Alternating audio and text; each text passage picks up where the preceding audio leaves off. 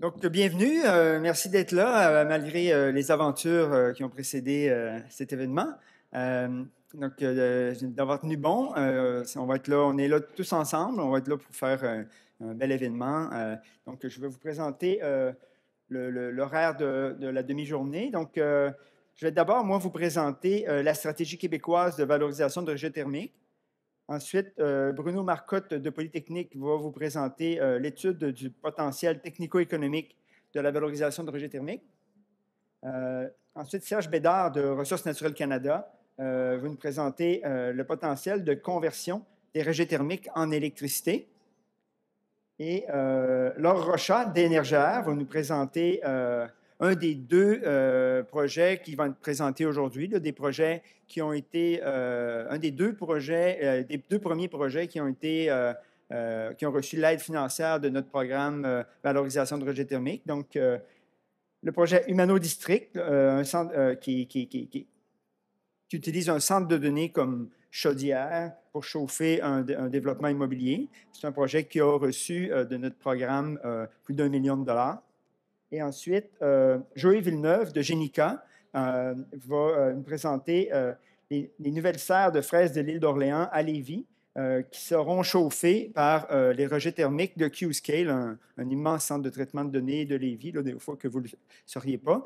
Ça aussi, c'est un projet qui a reçu un octroi de 40 millions, cette fois-ci, du programme Valorisation de rejets thermiques. La dernière partie du programme, ça va être le cerise sur le Sunday. Donc, on va tout revenir ensemble et puis on va tenir un panel de discussion. Moi, j'ai préparé quelques questions, mais je vous invite à préparer les vôtres. Donc, gardez vos questions suite à chacune des discussions, à chacune des courtes présentations, et puis vous pourrez les poser lors du panel. Bon, la stratégie québécoise de valorisation de rejets thermiques elle se déploie dans plusieurs axes. Bien, tout d'abord, la pièce maîtresse, c'est le programme d'aide financière. Un programme, je vais dans le détail tantôt. Ensuite, il y a un accompagnement qui arrive avec ça. Donc, on va beaucoup plus loin dans l'accompagnement des projets de valorisation de rejets thermiques que ce qu'on fait pour les projets traditionnels parce que ce n'est pas nécessairement des projets beaucoup plus complexe techniquement, mais il y a des aspects d'interaction entre organisations qui amènent une certaine complexité. Nous, on dit souvent qu'on fait du Tinder énergétique. Donc, on aide les gens qui ont des rejets thermiques à entrer en contact avec ceux qui ont des besoins thermiques, puis à faire un bon match. Ensuite, il y a l'autre axe de la stratégie, c'est le développement des connaissances. On fait faire des études. Il y a une étude de Polytechnique qui va être présentée tantôt par Bruno. Et puis, il y a la carte des rejets et des besoins thermiques aussi, qui est un outil interactif qui est super intéressant. Et finalement, il y a des aspects réglementaires. Donc, le premier jalon des aspects réglementaires en valorisation de rejets thermiques, ça va être la déclaration obligatoire de rejets thermiques qui va s'installer à partir de 2027. Donc, le programme en détail, donc on finance des études de faisabilité à hauteur de 75 des dépenses admissibles jusqu'à 150 000 $. Puis, on a un autre volet qui est le volet majeur, donc le volet implantation. Là, on va financer le moindre des montants suivants, soit 75 des dépenses admissibles jusqu'à 40 millions d'aides financières, ou la formule qui est là, donc un calcul à partir des émissions de gaz à effet de serre réduites et des gigajoules d'énergie renouvelable réduits. Par exemple, l'électricité ou une autre forme d'énergie renouvelable. Puis là, vous lirez dans les petits astérix, là, il y a des petites choses à tenir compte quand on fait le calcul. Mais grosso modo, on réussit quand même à être souvent très près là, du 75 des dépenses admissibles là, pour les projets, parce qu'on calcule les émissions de gaz à effet de serre puis les réductions de gigajoules sur 20 ans. Donc, on fait des projets qui sont des projets lourds, qu'on vise puis le projet doit être conçu pour durer un minimum de 20 années. Donc, mais le côté positif de ça, c'est que on peut calculer l'aide financière, les réductions sur 20 années et aller chercher une aide financière très importante. Bon, nous, juste un aspect important à comprendre dans un projet de valorisation de rejet thermique, il y a 3 joueurs. Il y a un ou des organisations qui ont des rejets thermiques. Il y a une ou des organisations qui ont des besoins thermiques. Puis, entre les deux, il y a un distributeur. C'est lui, le distributeur, qu'on va financer. C'est lui qui va développer les infrastructures pour aller collecter les rejets thermiques chez le ou les émetteurs de rejets thermiques, développer les infrastructures pour distribuer sur le territoire vers les clients qui, eux, ont des besoins thermiques et les connexions vers les clients. Ça inclut des échangeurs, ça inclut des tuyaux, mais ça inclut aussi chez le client, par exemple, si on a un réseau basse température, bien, on va aussi inclure dans le projet la thermopompe qui va permettre d'utiliser un rejet, par exemple, à 30 degrés Celsius, puis de le monter à la température que le client a besoin, soit, mettons, 55 ou 65 degrés Celsius. Donc, dans le cas du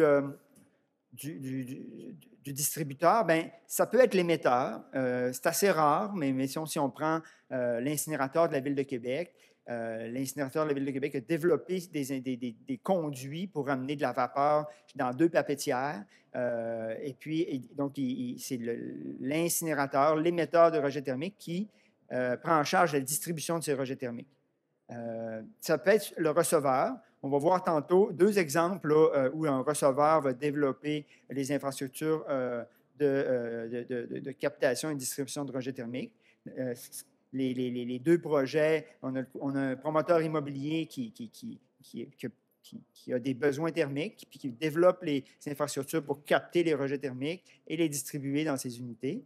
On a aussi un sériculteur qui a besoin d'énormément d'énergie pour chauffer un nouveau parc de serre.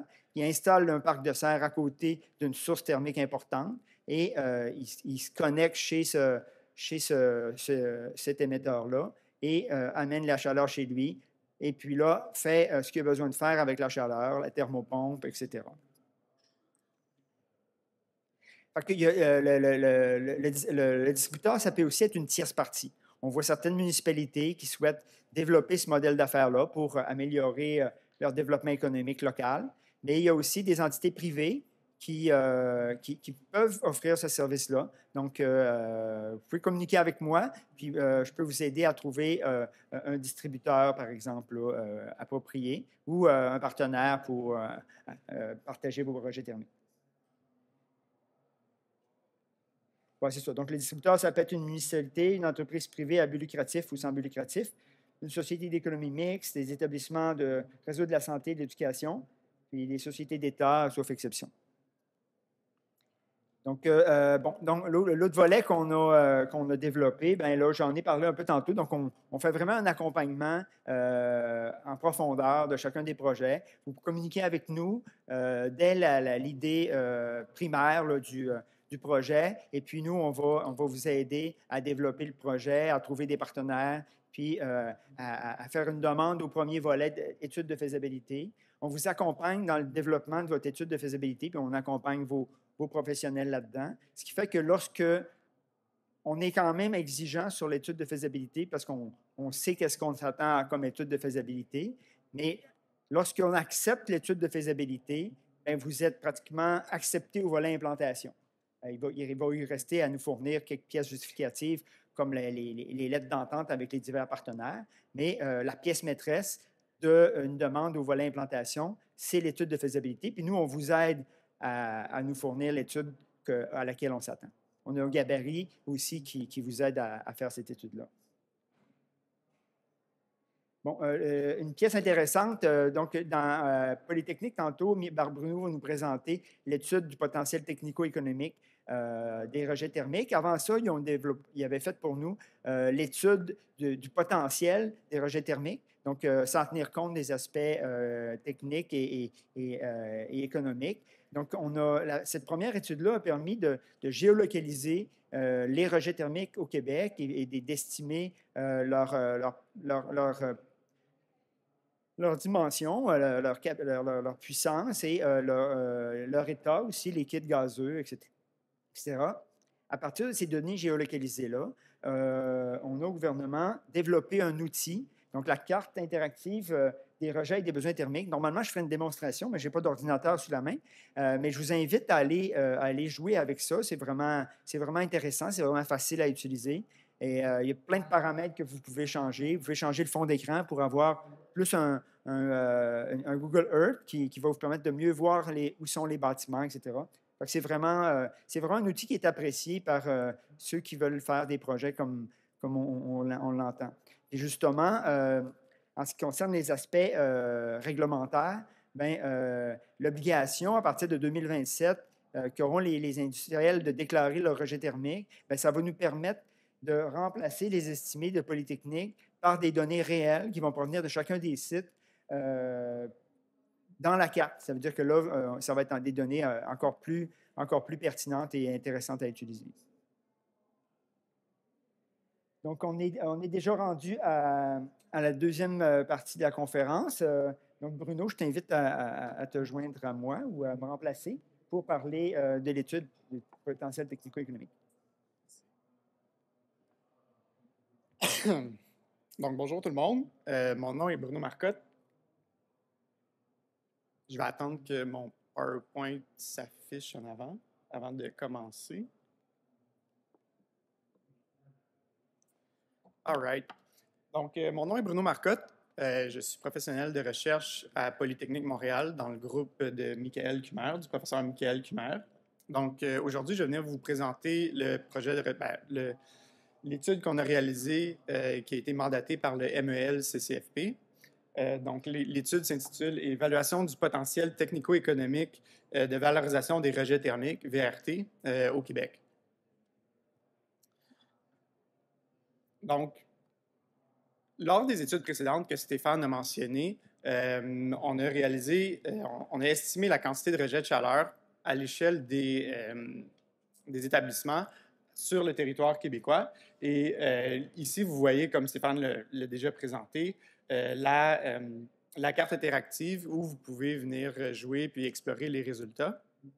Donc, sur le territoire du Québec, on a estimé que les rejets thermiques étaient présents au niveau de 83 TWh, donc 300 pétajoules. C'est énorme. Pour vous donner un contexte, ça représente 1,25 fois les besoins thermiques de tous les bâtiments résidentiels du Québec. Puis ça compte les besoins en chauffage des espaces, mais aussi en eau chaude domestique. Puis maintenant, une fois qu'on a estimé la quantité de rejet de chaleur qui est disponible au Québec, on veut savoir quelle proportion de ces gisements thermiques-là est économiquement avantageuse à valoriser. Donc, c'est la question principale qu'on essaie de répondre avec notre étude. Puis une fois qu'on va être en mesure de répondre à cette question-là, on va être entre autres en mesure de savoir si la VRT est capable de jouer un rôle dans un des objectifs du plan d'action 2035 de Hydro-Québec, qui s'insère dans la décarbonation, par exemple, de l'économie québécoise, ou un de leurs objectifs est d'améliorer l'efficacité énergétique du Québec de 21 TWh.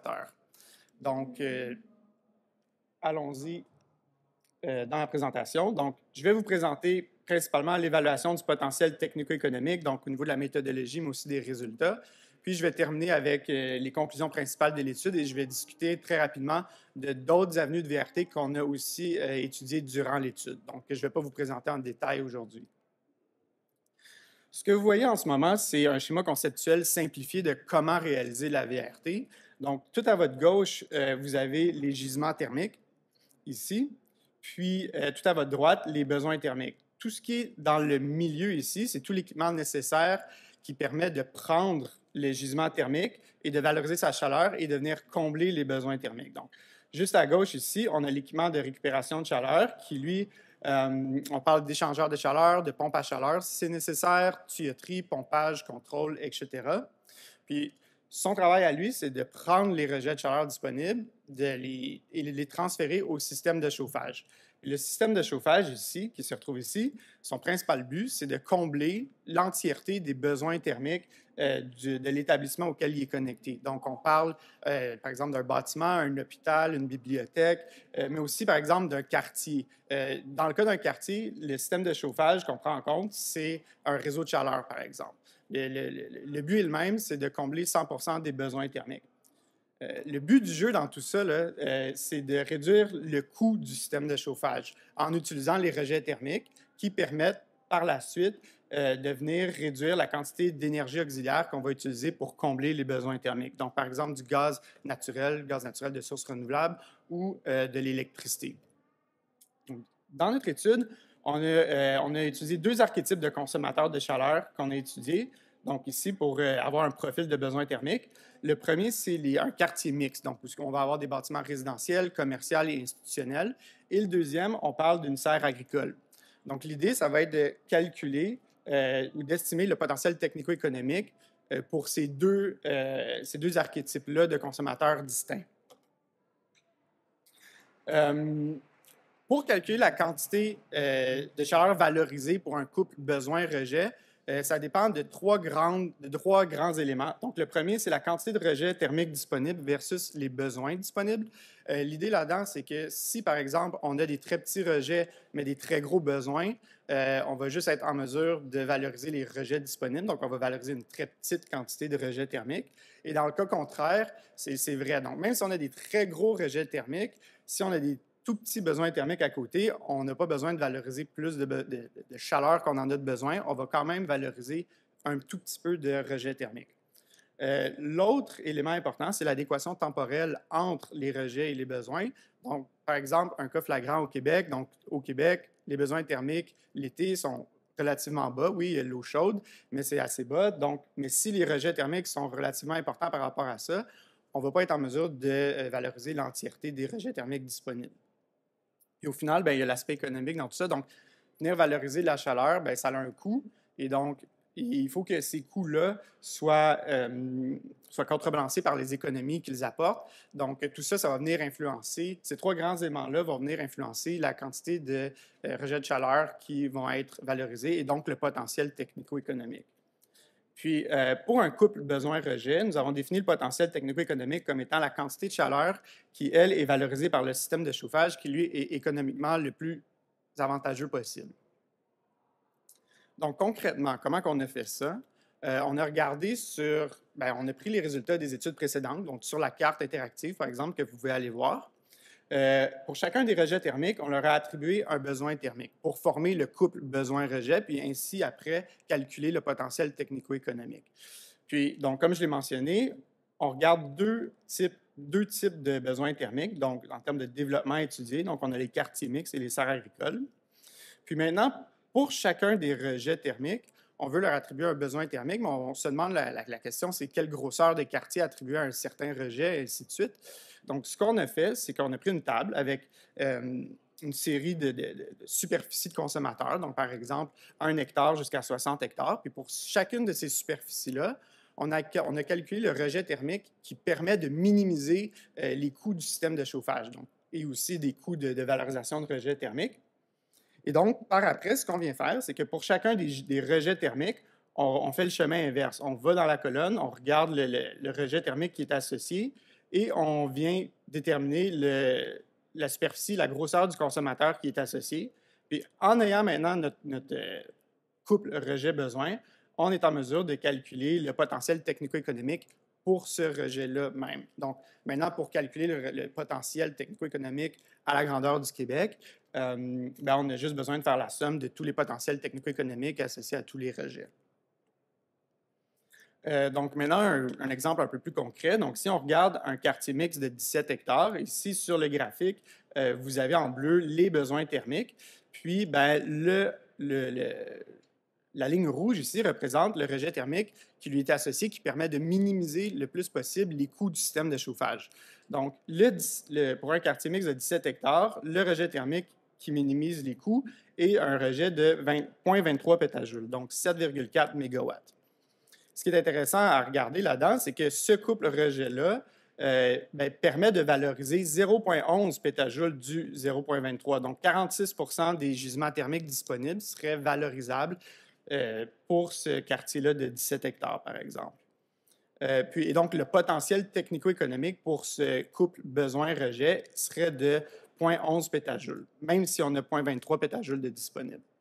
Ce qui est intéressant aussi de remarquer, c'est que c'est 75 des besoins thermiques qu'on est en mesure de combler avec la valorisation de rejet thermique, même si, pour ce cas-là particulier, on prend en compte que le rejet thermique, c'est des liquides basse température, donc on a besoin d'une pompe à chaleur pour venir valoriser cette énergie-là. Maintenant, on voulait aussi quand même prendre en compte le contexte local des gisements de rejet de chaleur. Donc, l'idée là-dedans, c'est qu'on sait que si on veut développer un quartier ou une serre, on ne veut pas le développer dans le milieu de nulle part. Donc, on voulait prendre en compte le fait si les gisements étaient à proximité de villes ou de villages. Donc, pour ce faire, on a utilisé les centres de population pour faire la part des choses là-dedans. Et donc, pour les gisements qui se retrouvent à l'intérieur d'un centre de population ou à 2 km d'un centre de population, on considère qu'ils se retrouvent à l'intérieur, à proximité d'un centre urbain. Puis maintenant, en ayant utilisé ça, on est capable d'identifier le potentiel technico-économique qui est à proximité des zones urbaines. Désolé. Donc, au niveau des hypothèses générales, donc, comme vous l'avez pu le constater, les rejets thermiques, on les a considérés comme constants durant l'année. Ça fait écho aussi à ce qu'on a observé sur le terrain. Donc, la plupart du temps, par exemple, des industries vont fonctionner 24 sur 24. Donc, le rejet thermique, oui, ça va fluctuer, mais dans l'ensemble, c'est relativement constant. Les rejets thermiques ont été agrégés en 3 grandes catégories. Donc, on parle des effluents gazeux à haute température, effluents liquides basse température et effluents liquides à haute température. Donc, tout dépendamment du type de l'effluent lui-même, ça va influencer les équipements qui vont être nécessaires pour les valoriser, donc les coûts qu'on va utiliser pour valoriser ces chaleurs-là, et donc, au final, aussi le potentiel technico-économique de ces rejets-là, tout dépendamment des effluents.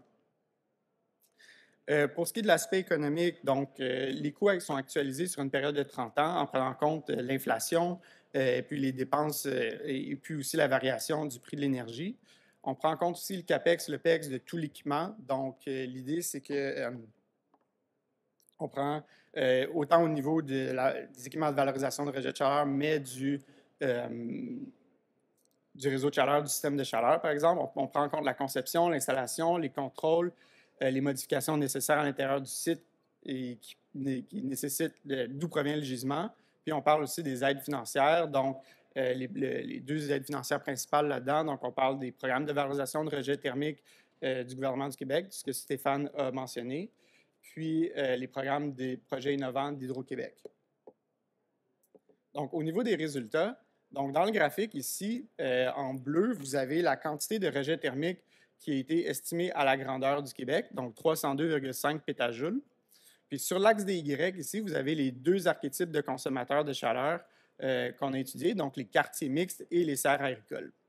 En orange, on a le potentiel technico-économique pour l'ensemble du territoire québécois. Puis en rouge, c'est le potentiel technico-économique pour les gisements qui se trouvent à proximité des centres urbains.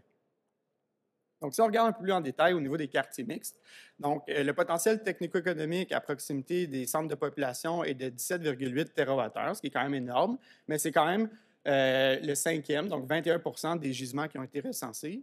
Pour vous donner une idée, ça représente environ 7000 hectares de quartiers, ce qui comprend 1,4 million de logements. Même à ça, même si c'est un 5e de ce qui a été recensé comme rejet thermique, c'est énorme. Et du côté des serres, le potentiel technico-économique à proximité des centres de population est de 22,6 TWh, donc 27 des gisements recensés. Puis pour vous mettre dans un contexte là-dedans, donc ça représente 4500 hectares de serres, donc 30 fois la superficie actuelle du Québec et aussi 3 fois la superficie actuelle en Ontario. Puis on sait, l'Ontario, c'est un très gros joueur au niveau dans ce domaine-là, des serres agricoles. Et en termes ça représente aussi 6,6 mégatonnes de CO2 équivalent évité par rapport à un système de chauffage au gaz naturel d'origine fossile. Donc maintenant, pour terminer, donc les principales conclusions. Donc, avec les résultats que je viens de vous donner, ben, c'est clair que le potentiel technico-économique et réel est très intéressant, même si c'est une fraction, environ cinquième, un peu moins que le tiers des rejets thermiques présents sur le territoire québécois. On peut aussi affirmer que la VRT peut jouer un rôle très important dans l'atteinte de l'objectif de d'efficacité énergétique du plan d'action 2035 d'Hydro-Québec, où on veut réduire la consommation énergétique de 21 TWh, donc même ordre de grandeur du potentiel technico-économique qu'on a estimé. On sait aussi que la VRT peut jouer un rôle dans les efforts de mitigation de la pointe électrique. Mais dans cette étude-là, on n'a pas été en mesure de vraiment quantifier cet effet-là. Donc, il va falloir regarder ça un peu plus en détail dans d'autres études si nécessaire. Puis, parmi les autres opportunités de VRT qu'on a regardées durant cette étude-là, on a regardé la possibilité de faire de la VRT avec les eaux usées, donc les égouts, etc., eaux pluviales, et aussi la VRT par rapport au poste de transformation électrique. Donc, rapidement, ce qu'on a évalué, c'est que le potentiel est présent pour ces deux types de VRT-là, mais des études plus détaillées sont nécessaires pour vraiment regarder au niveau du potentiel technico-économique. Donc, c'est tout pour moi. Merci pour votre attention. Puis, je vais inviter le prochain présentateur à venir faire sa présentation. Voilà. Merci. Merci Bruno. Maintenant, ça va être Serge Bédard qui va venir nous présenter le potentiel de production électrique à partir de rejets thermiques. Avec Charles ou... Oui, non? OK. Charles, oui, je ne te l'ai pas dit, mais tu présentes une partie de la présentation. Merci tout le monde. Mon nom, c'est Serge Bédard. Je suis gestionnaire du programme de décarbonation industrielle à Canmet Énergie, qui est situé à Varennes, sur la rive sud de Montréal. Canmet Énergie fait partie de Ressources naturelles Canada. Merci Stéphane pour l'invitation. Merci Bruno pour avoir mis la table, parce que je vais essayer de faire quelques liens avec ce que tu as dit. De façon très intéressante, Bruno a parlé beaucoup de ce qu'on peut faire en prenant les rejets thermiques, notamment des sites industriels, mais de d'autres potentiels émetteurs de rejets thermiques, pour faire quelque chose à l'extérieur de ce site industriel-là, pour les récupérer pour des serres, pour des réseaux urbains de chauffage, etc. Moi, je vais vous parler de quelque chose de légèrement différent. Je vais vous parler de comment on peut, dans un premier temps, minimiser à la source les rejets de chaleur à l'intérieur même du site industriel, puis voir ce que sera l'impact sur les quantités qui sont disponibles. Puis pour ce qui reste de disponible, est-ce qu'on peut considérer faire de l'électricité avec certains de ces rejets thermiques-là et les autres rejets à plus basse température, les laisser pour tout ce que Bruno nous a présenté, l'intégration avec la VRT à l'extérieur du site. Voilà. Voilà. Un bref mise en contexte avant d'aller plus loin. Vous voyez deux logos là, sur le bas des slides. C'est rare qu'on voit ça, Québec-Canada, sur la même slide. Je vais vous expliquer pourquoi. En fait, Ressources naturelles Canada puis le gouvernement du Québec ont un partenariat depuis de nombreuses années là, pour travailler sur le plan technique et scientifique au développement de connaissances puis à l'apport de certains outils pour faciliter et aider la décarbonation du Québec. Il y a 5 principaux axes sur lesquels on a travaillé jusqu'à maintenant, puis un 6e qui porte principalement sur le sujet dont je vais vous parler aujourd'hui. Donc, les 5 principaux axes jusqu'à maintenant, ça a été l'électrification efficace des procédés industriels, l'utilisation de la biomasse dans les procédés industriels, la priorisation des utilisateurs potentiels d'hydrogène vert dans le secteur industriel, la modélisation de scénarios de décarbonation à l'échelle du Québec, en soutien à tout ce que fait le MEL-CCFP notamment, puis également au soutien de développement de compétences en optimisation énergétique. Le 6e, sur lequel on est en train de travailler, mon collègue Charles en particulier, c'est tout ce qui est récupération de chaleur, valorisation de chaleur avec les pompes à chaleur et notamment la valorisation de chaleur à l'extérieur des sites industriels eux-mêmes. Donc, on est en train de travailler là-dessus. Donc, juste rapidement, là, une délégation de responsabilité, c'est des travaux de recherche et développement, ce ne sont pas des politiques et des programmes dont on va vous parler aujourd'hui. Donc, il se peut qu'il y ait des fois des différences entre une politique en place et certains des résultats qui sont là. C'est normal. Ici, on vous présente les résultats de nos travaux sans autre prétention et implication au niveau des programmes et des politiques. Donc, la vue d'ensemble de la présentation, premièrement, qu'est-ce qu'un cycle organique de Rankine pour faire de l'électricité? Une bref discussion sur les inventaires énergétiques des procédés industriels. Quelques mots sur l'électrification des procédés puis l'impact que ça aura sur les rejets thermiques disponibles et quel est le potentiel d'intégration restant des ORC une fois qu'on considère sur le moyen et long terme qu'une bonne partie du secteur industriel serait électrifiée. Donc, premièrement, qu'est-ce que c'est qu'un cycle organique Rankine? C'est peut-être la partie la plus technique de ma présentation. J'espère que je ne vous perdrai pas ou que je ne serai pas redondant si vous le savez déjà. Donc, j'ai mon sable laser, c'est vraiment le fun comme pointeur pour un fan de Star Wars. Donc, un cycle organique Rankine, le cycle est un peu décrit ici. En gros, lorsqu'on l'utilise pour la valorisation des rejets thermiques, supposons qu'on a une cheminée ici d'une cimenterie, par exemple, dont les rejets s'en allaient à l'atmosphère après un certain nettoyage et traitement. Bien, le cycle organique Rankine, lui, ce qu'il va faire, c'est qu'il va prendre un caloporteur, un fluide caloporteur, il va s'évaporer en récupérant l'énergie par transfert de chaleur. Le fluide caloporteur, sous la forme de vapeur à haute pression et relativement haute température, va s'en aller dans une turbine. Dans la turbine, il va s'expandre, il va se détendre, sa pression et sa température vont baisser drastiquement, mais en faisant ça, il va produire de la puissance. La puissance peut être utilisée soit à l'interne de l'usine, ou soit revendue à Hydro-Québec. Oui, ou soit revendue à une entreprise comme Hydro-Québec qui pourrait l'acheter à un tarif supérieur, possiblement au tarif L, par exemple. Ou non, ça lui appartiendra rendu là, mais la possibilité de faire de la puissance, elle est là. À la sortie de la turbine, on a un courant toujours sous la forme gazeuse, mais à basse pression, basse température. Il s'en va dans un condenseur, typiquement avec de l'eau de refroidissement qui vient d'une tour de refroidissement. Le liquide qui sort du condenseur s'en va dans une pompe. La pompe augmente considérablement la pression.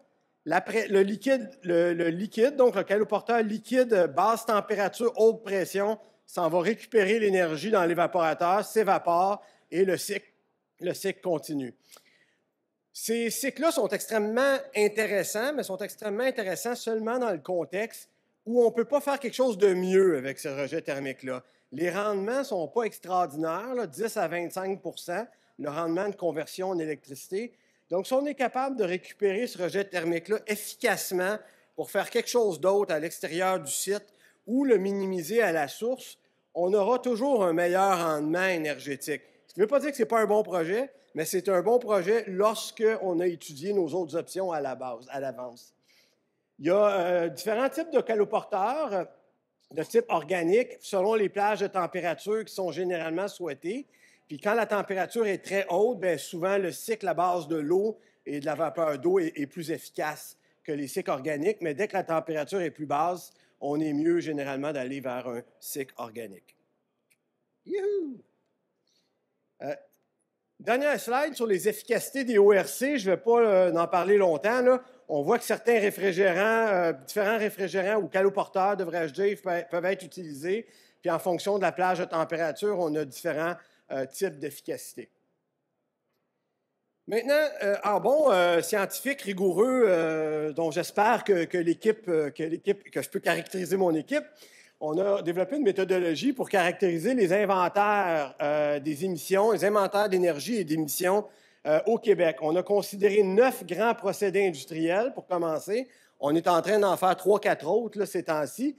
Donc, on a utilisé des bases de données majoritairement publiques, quelques données ici et là qui étaient confidentielles, mais qu'on a utilisées surtout pour de la réconciliation de données, qui n'ont pas été publiées en tant que telles. Et pour chacun des procédés industriels, on a développé des diagrammes blocs assez complets où on identifie pour chacun des utilisateurs combien d'énergie, quel type d'énergie, électricité, bioénergie, huile, gaz naturel, etc., et quel niveau de température est utilisé. Donc, on a fait ça pour un grand nombre de procédés industriels. Je ne vous parlerai pas de ce diagramme Sankey en détail, il est pas mal spaghetti, mais il va être publié d'ici à peu près 2 mois. Il va être sur le site Web du gouvernement du Québec dans un rapport qui va s'appeler « Inventaire de l'énergie et des émissions des procédés industriels au Québec ». Ça va être publié prochainement. Encore une fois, avec un logo Québec-Canada, c'est quand même à souligner, je trouve, là. C'est beau comme histoire. Donc, on a, vous voyez ici, pour l'ensemble des sources d'énergie, que ce soit l'électricité, la bioénergie ou les combustibles fossiles. Un autre diagramme ici qui est seulement pour les combustibles fossiles, donc c'est la partie fossile du diagramme précédent, mais pour laquelle on a été plus en détail dans quel sous-procédé pouvait être utilisée cette énergie-là et à quel niveau de température. Donc, on a caractérisé tout ce qui est plus de 700 degrés, tout ce qui est entre 200 et 700, tout ce qui est en bas de 200, puis tout ce qui est de l'énergie, des intrants qui sont non énergétiques pour des fins, par exemple, de réduction dans les procédés d'aluminerie ou dans les procédés métallurgiques. Donc, on a vraiment un bilan très, très détaillé de où va l'énergie, pourquoi et à quel niveau de température. Une fois qu'on a cette connaissance-là, bien là, on a appliqué, on a commencé la vraie analyse, si je peux m'exprimer ici, du potentiel d'électrification dans les procédés, du potentiel de bioénergie dans les procédés, du potentiel d'efficacité énergétique et de récupération de chaleur et du potentiel de capture et de séquestration de CO2 dans un contexte de faire évoluer ces sites-là vers le net zéro. Aujourd'hui, je vais juste vous parler de l'électrification. Dans le cas de l'électrification des procédés, on a analysé différents scénarios. Celui qu'on a appelé le techno-optimisme permettrait pour ces 9 secteurs industriels-là d'augmenter la consommation d'électricité de 36 TWh d'électricité supplémentaire à ce qu'ils utilisent déjà, pour des fins de décarbonation uniquement. Là. Je ne parle pas de nouvelles usines de batteries ou autres. Ça permettrait de sauver 161 pétajoules par an d'énergie fossile. Puis les deux combinés ensemble, là, même si on ajoute de l'électricité pour en réduire du thermique, ça nous permet une réduction significative des rejets thermiques de l'ordre de 100 pétajoules par année. Le calcul n'est pas encore finalisé. Donc, ce que je veux vous dire ici, ma première conclusion, si on veut, c'est que dans un monde hautement décarboné où l'électricité du Québec jouerait un rôle stratégique et important, la quantité de rejets thermiques va diminuer de façon appréciable. Alors, lorsqu'on évalue les potentiels de valorisation de rejets thermiques à l'extérieur, surtout ceux qui utilisent les rejets thermiques à haute température, il faut peut-être être prudent pour certains secteurs parce que certains d'entre eux pourraient ne plus être là. Lorsque c'est de la valorisation thermique avec des rejets thermiques de basse température, je pense que l'inquiétude est pas mal moins présente parce qu'il va en demeurer beaucoup, mais sur la haute température, il va sans doute en demeurer moins. Un exemple là, qui illustre très bien ça, c'est une usine de papier tissu avec laquelle on a travaillé récemment. Je vous fais grâce de tous les détails, mais le cœur du projet, c'est une combinaison d'efficacité énergétique et d'une thermopompe à 3 étages qui utilise 3 compresseurs.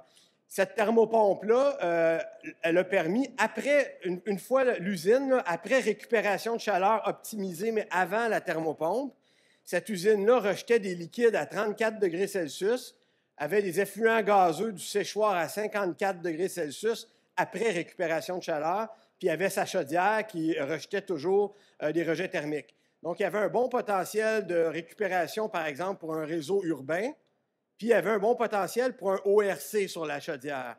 Une fois que la thermopompe 3 stages est installée, la modélisation montre que le niveau de température des liquides et des gaz baisserait considérablement, puis la chaudière, en opération normale, ne serait plus requise. Fait que ça, c'est un exemple illustratif pour montrer que les rejets thermiques court terme, il faut être prudent quand même, il faut faire une bonne analyse sur où sera cette usine-là dans 5 ans, dans 10 ans, dans 20 ans, avant peut-être d'aller trop loin vers les projets les plus sophistiqués. Les projets les plus simples, qui ont des rentabilités rapides, on n'a pas trop de soucis. Là. On les implémente, ils se rentabilisent, puis c'est très bien. Mais un projet majeur comme un cycle organique Rankine, ça peut être une autre histoire. Un autre exemple, c'est une cimenterie. Il y a 16 projets que juste la compagnie Turboden, là, puis je ne fais pas de la publicité pour eux ici, mais il y a 16 projets d'ORC qui sont mis en œuvre ou en cours d'être mis en œuvre dans des cimenteries dans le monde. C'est l'application la plus intéressante pour les ORC à ce stade-ci. Mais dans un monde hautement décarboné, les cimenteries vont pouvoir faire 3 choses selon toute la modélisation. Ou bien ils vont utiliser de la bioénergie en remplacement, puis ils vont faire la capture de carbone. S'ils font de la capture de carbone, pour régénérer les amines, ils vont avoir besoin des rejets thermiques. Donc, les rejets thermiques ne seront plus là ou en bien moins grande quantité. Donc, la place de l'ORC va baisser. L'autre alternative, c'est l'électrification du four. Certains travaux sont en cours pour voir si ce ne sera pas la solution éventuelle, puis il n'y aurait plus de rejet thermique. Puis la troisième solution, c'est l'oxycombustion, donc la combustion avec de l'oxygène enrichi, qui réduirait aussi drastiquement la quantité de rejet thermique. Donc, au moyen terme, ORC, excellent pour une cimenterie, mais dans 20 ans, dans un monde hautement décarboné, si on veut atteindre le net zéro, bien, il est probable que certaines de ces cimenteries-là ne seraient plus de bons candidats pour des ORC. Par contre, un excellent exemple d'ORC, c'est l'industrie métallurgique. Un four à arc, les fours à arc vont demeurer, vont même grandir en importance de façon absolument certaine. Donc, les fours à arc rejettent la chaleur dans les alentours de 1500 degrés Celsius. Un projet typique qui peut être considéré, c'est la génération de vapeur d'eau à haute pression. Cette vapeur d'eau-là est en partie besoin dans le procédé. En partie, elle peut être revalorisée à l'extérieur du site, puis en partie, elle peut servir à alimenter un cycle organique Rankine. Donc, il y a des applications pour lesquelles c'est à peu près certain que c'est sans regret, puis il y a des applications pour lesquelles il pourrait y avoir des regrets sur le long terme. Ici, on les a caractérisés pour 5 secteurs industriels. Là. 2 qu'on a mis en vert, ces 2-là, c'est certain que c'est sans regret. 3 autres, bien, ça dépend de l'application, ça dépend du futur. Il y a des applications qui sont sûrement positives, puis il y a des applications pour lesquelles il pourrait y avoir des risques. Donc, je n'ai pas le temps de vous la présenter. On m'a signalé que j'avais plus de temps. Donc, en conclusion, les ORC, c'est une excellente technologie. Ça ne date pas d'hier, hein? Ce n'est pas du rocket science. Hein? Ça date depuis au moins 20 ans que ça existe. Elles s'améliorent, mais elles existent depuis longtemps. C'est très utile lorsqu'il n'y a pas de demande de chaleur sur le site, mais il faut prioriser la récupération de chaleur sur le site avant de considérer les ORC, étant donné que leur rendement est relativement bas. Il est important de réaliser une approche système, une analyse détaillée, puis de voir où s'en va l'usine sur le long terme dans un monde hautement décarboné. La décarbonation efficace, notamment via l'électrification, va réduire le potentiel pour la VRT et les ORC, mais surtout pour les ORC. Pour la VRT, je pense que c'est très en phase avec ce qu'a présenté Bruno tantôt. Il y a tellement de rejets de chaleur basse température disponibles, on devrait demeurer, même si ça va diminuer, il devrait en avoir assez pour satisfaire, dans la majorité des cas, les besoins que Bruno a identifiés. Le potentiel de valorisation des rejets thermiques à base, c'est ce que je viens de dire, va demeurer très important. Donc, message clé, je pense, il faut regarder sur le long terme où les usines vont s'en aller avant de conclure que parce qu'il y a un rejet thermique actuel qui sera forcément là dans 5 ou 10 ans ou 20 ans. Merci. Mes excuses pour avoir pris une minute de trop. Merci Serge. J'inviterai Laure Rochat à venir faire la présentation du projet Humano District.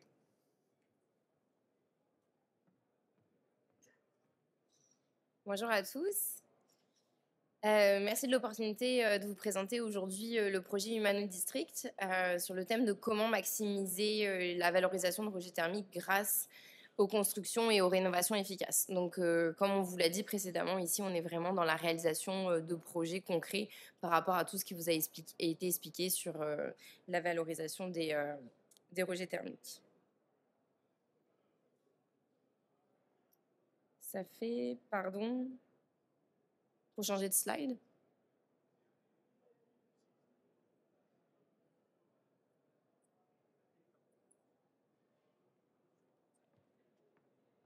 Avec le triangle. Ça, c'est juste le pointeur. Ouais, avec le triangle, pardon. Pardon, excusez-moi. Avec moi aujourd'hui, Mathieu Cardinal, pour la partie panel, vice-président de développement de services immobiliers First, qui est le promoteur immobilier du projet Humano. Et donc moi-même, Laure Rochat, ingénieure directrice de projet chez Énergère.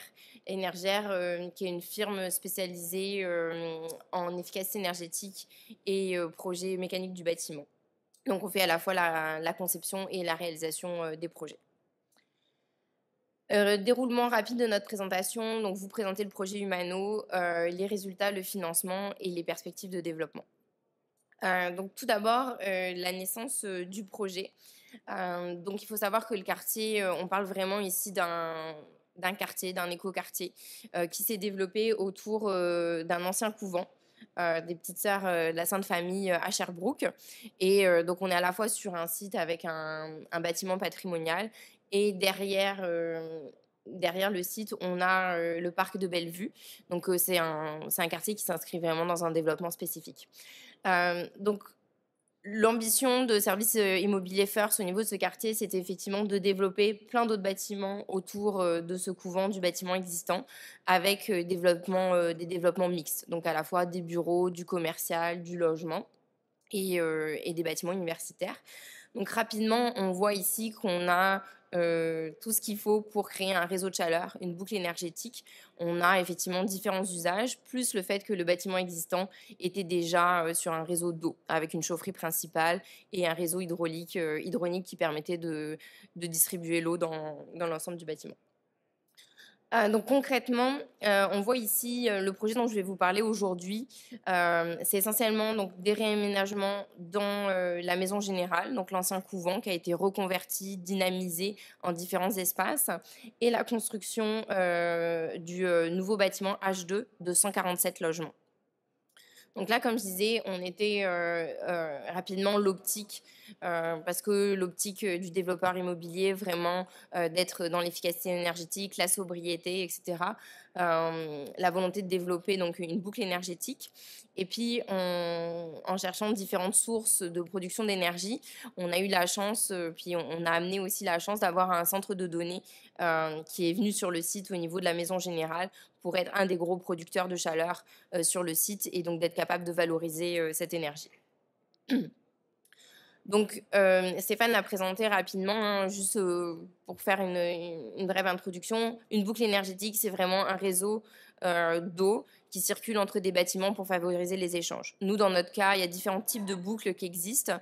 Nous, dans notre cas, on est sur une boucle de 5e génération à moyenne température. Donc, on est sur du 98 F ou 37 degrés C pour ceux qui parlent plus 1 degré C.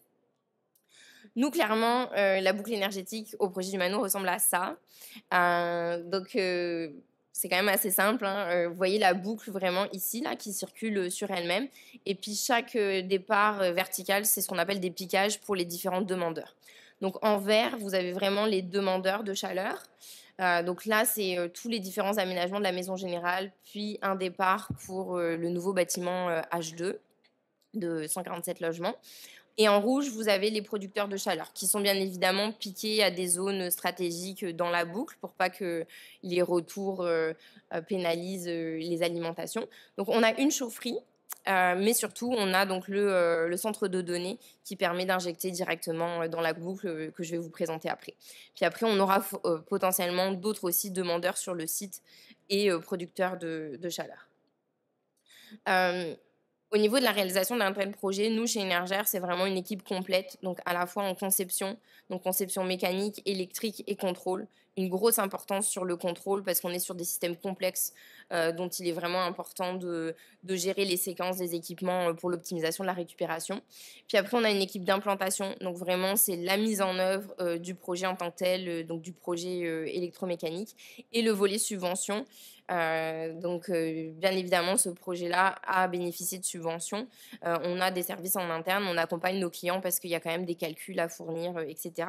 C'est vraiment un volet très important pour la faisabilité d'un tel projet. Donc, le premier producteur de chaleur du site du Mano, c'est vraiment le centre de calcul.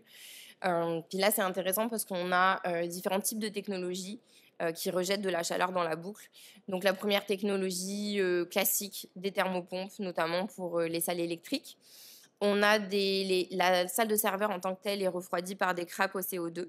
Donc des cracks, c'est des Computer Room Air Conditioning Unit. Donc c'est des systèmes en fait qui assurent la climatisation de la salle de serveur et aussi un degré d'humidité optimum pour la salle de serveur. Celle-ci fonctionne au CO2, donc c'est le type de réfrigérant. Puis après, on a 10 bacs à immersion. Donc, je vais vous expliquer un petit peu plus en quoi ça consiste. Pour cette salle de serveur, donc c'est elle qui fournit vraiment le rejet thermique d'environ 2000 MBH pour l'ensemble du site. On a des enjeux de redondance, donc aussi bien au niveau de l'approvisionnement électrique en cas de panne du réseau et aussi au niveau des rejets thermiques. Donc, on a des condenseurs extérieurs pour dissiper la chaleur. Je suppose que peut-être la majorité d'entre vous ne savent pas, ne connaissent pas les bacs à immersion. Donc les bacs à immersion, c'est vraiment des bacs dans lesquels au fait, on va plonger directement les serveurs à la verticale dans un fluide caloporteur qui permet d'échanger directement l'énergie. Donc tout ça permet au fait au lieu de climatiser à basse température les serveurs, ils baignent dans ce liquide à une température à peu près de 37 degrés C, ce qui nous permet une récupération directe de chaleur. Donc, c'est vraiment la nouvelle technologie au niveau des serveurs qui permet d'améliorer l'emprise au sol. Donc, ça fait des centres de données beaucoup plus compacts et surtout de réduire les dépenses énergétiques du centre de données parce que finalement, vous avez beaucoup moins besoin de climatiser et potentiellement, vous n'avez même pas de dépenses énergétiques pour la compression. Donc, concrètement, au niveau des centres de calcul, ça ressemble à ça. Donc, en bleu, vous avez les thermopompes, donc système classique qui rejettent leur chaleur dans le réseau d'eau. Les cracks au CO2 qu'on voit en jaune, donc là, c'est vraiment les échangeurs CO2-eau qui injectent directement donc, la chaleur du centre de données via le CO2 dans l'eau. Et après, on voit mes 10 bacs à immersion. Donc là, il faut bien noter que, comme je disais, on est sur une température compatible directement avec notre boucle, donc on n'a pas d'échangeur de chaleur. Ça nous évite de perdre quelques degrés de température. Et donc, tous ces rejets de chaleur sont directement connectés à ma boucle qui est ici. En bas, on voit simplement les refroidisseurs extérieurs pour l'été. Le deuxième producteur de chaleur pour le site, parce que on a quand même différents types de demandeurs et pour l'appoint. Donc, si on a une chaufferie classique avec des chaudières qui sont capables d'alimenter, de faire de l'appoint sur le réseau basse température, puis on a un réseau haute température parce que la maison générale, il y a des aménagements qui n'ont pas été convertis en basse température. Puis on a tout un setup d'eau chaude domestique pour la maison générale qui est raccordé sur la boucle. Pour notamment optimiser les rejets de chaleur et surtout en été pour qu'on ait effectivement pour qu'on puisse répondre à cette demande de chaleur. Après, donc ça, on a fait le tour un petit peu brièvement des producteurs de chaleur pour le site du Mano. Donc maintenant, on voulait vous donner un exemple de comment ça s'adapte, comment on adapte les demandeurs de chaleur pour recevoir cette chaleur du centre de calcul. Donc, on a pris l'exemple du H2, de la nouvelle construction, 147 logements, mais on aurait pu prendre aussi l'exemple de certains aménagements qu'on a fait dans la maison générale, dans le bâtiment existant. Donc là, tous les demandeurs de ce nouveau bâtiment sont raccordés sur la boucle du réseau de chaleur. Donc, tous les logements. Donc, on est sur des thermopompes verticales ou horizontales. Le chauffage des stationnements également et les unités au toit pour l'air neuf. Donc, on a 2 ailes. Chacune des ailes est alimentée par sa propre unité avec sa propre thermopompe qui permet de monter en température l'eau de la boucle pour préchauffer l'air. Au niveau de l'eau chaude domestique, la production se fait au niveau du H2 même. Donc là, on a tout un setup qui permet d'optimiser l'utilisation des rejets thermiques. Donc tout d'abord, un ballon de préchauffe indirect, donc vraiment pour préchauffer l'eau froide. Et après, on a une thermopompe eau qui permet de monter en température donc l'eau l'eau de la boucle pour préchauffer l'eau froide qui se serait fait préchauffer directement sur l'eau de la boucle. Donc, c'est comme si vous voyez, on prend l'eau du réseau, admettons à 5 degrés Celsius, on la monte à 37 et après on a un stage de compression qui permet ici de la monter à 60.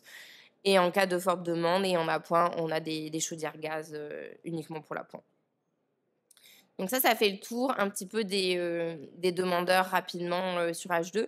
Au niveau des résultats et du financement, Donc, on a fait des simulations énergétiques sur la consommation du bâtiment H2 et l'eau chaude domestique de la maison générale dans un premier temps. Donc, ici, vous avez les chiffres, donc H2, les consommations avant, les consommations après. Donc, on se compare toujours à un scénario de référence, puis les résultats globaux. Donc, ce qu'on voit vraiment, puis ce qu'on cherche à faire avec notre projet, c'est vraiment utiliser les rejets thermiques et de convertir l'énergie, une énergie fossile qui aurait été utilisée à la base pour chauffer ces bâtiments-là par du thermopompage. Donc, on a quand même une réduction en gigajoules de 62% du besoin énergétique des bâtiments. Et en termes de CO2, on est à 97% de réduction des émissions de gaz à effet de serre sur ces deux demandeurs de chaleur-là, soit 400 tonnes. Ça va recouper ce qui a été dit plus tôt. Ce qui est vraiment important pour nous, c'est pas simplement de se dire on a des rejets tout à l'heure, on les utilise. Il faut vraiment être dans la maximisation et dans la sobriété énergétique. Donc, comme on disait tout à l'heure, oui, une usine, peut-être aujourd'hui, elle consomme beaucoup d'énergie, elle rejette beaucoup d'énergie. D'abord, on va chercher à réduire, à réutiliser à l'interne les rejets de chaleur avant de les distribuer autre part. Mais là, c'est pareil. Avant de se dire c'est super, on a un centre de calcul, on va se connecter dessus, puis on a utilisé l'énergie. Non, on essaye de concevoir de façon optimale nos systèmes pour optimiser la valorisation de ces rejets thermiques-là. Donc là, les deux histogrammes qui sont montrés ici, c'est notre projet qu'on propose, à la fois pour les bâtiments qu'on a construits, mais aussi une extrapolation pour les autres développements H1 et H3 qui ne sont pas encore construits. Puis ça, c'est si on avait fait selon le code. Puis ce que je voulais illustrer ici, vous voyez en vert, c'est vraiment la ligne, c'est les gigajoules, c'est l'énergie qui est disponible par le data center en période de chauffe. Donc là, on voit qu'en ayant une réflexion sur les demandeurs de chaleur, on est capable d'optimiser et de chauffer d'autant plus de logements, d'autant plus de commerces, d'autant plus de bureaux que si on était parti sur des designs classiques où finalement il aurait fallu pratiquement 2,5 fois plus de capacité de calcul pour chauffer l'ensemble du site. Donc c'est simplement pour vous dire le rejet thermique, on essaie de le faire le plus intelligemment possible. Au niveau du financement, donc vraiment un levier essentiel pour la réalisation de ce projet-là. On a plus de 51% du projet qui est financé par des subventions. Hydro-Québec, Énergir et puis la subvention de VRT du ministère de l'Environnement. Donc vraiment des facteurs clés pour les investisseurs pour permettre d'aller de l'avant sur un tel projet. Au niveau des enjeux, je vais être rapide. Comme je l'ai dit, on est sur des projets complexes. C'est vraiment des choses à prendre en compte au niveau de l'implantation, de la coordination avec les autres équipes, architecture, mais aussi tout le base building. Faire attention, on a tous des enjeux de température, ça vous a été dit, mais c'est vraiment s'adapter et être innovant au niveau des concepts pour s'adapter au niveau des températures des réseaux. Perspective de développement, le but ici, c'était vraiment effectivement de faciliter les échanges entre différents demandeurs, avoir de la mixité sociale, réutiliser l'énergie le plus possible entre eux avant de se tourner vers une source extérieure. Et grâce effectivement au centre de données, on est capable d'avoir une énergie verte et puis de valoriser l'énergie thermique. Et puis c'est quelque chose qui pourrait effectivement vraiment se développer et être extrapolé sur d'autres sites. Donc voilà.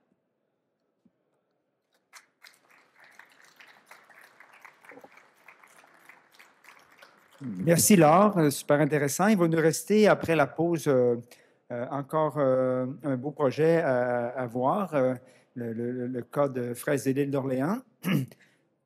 Et surtout, on va voir le panel d'experts. Donc, on se prend une petite pause de 15 minutes et puis on se revoit tantôt. Donc, on jase. On a déjà 3 minutes de perdu. Pas de perdu, mais de passer tout droit.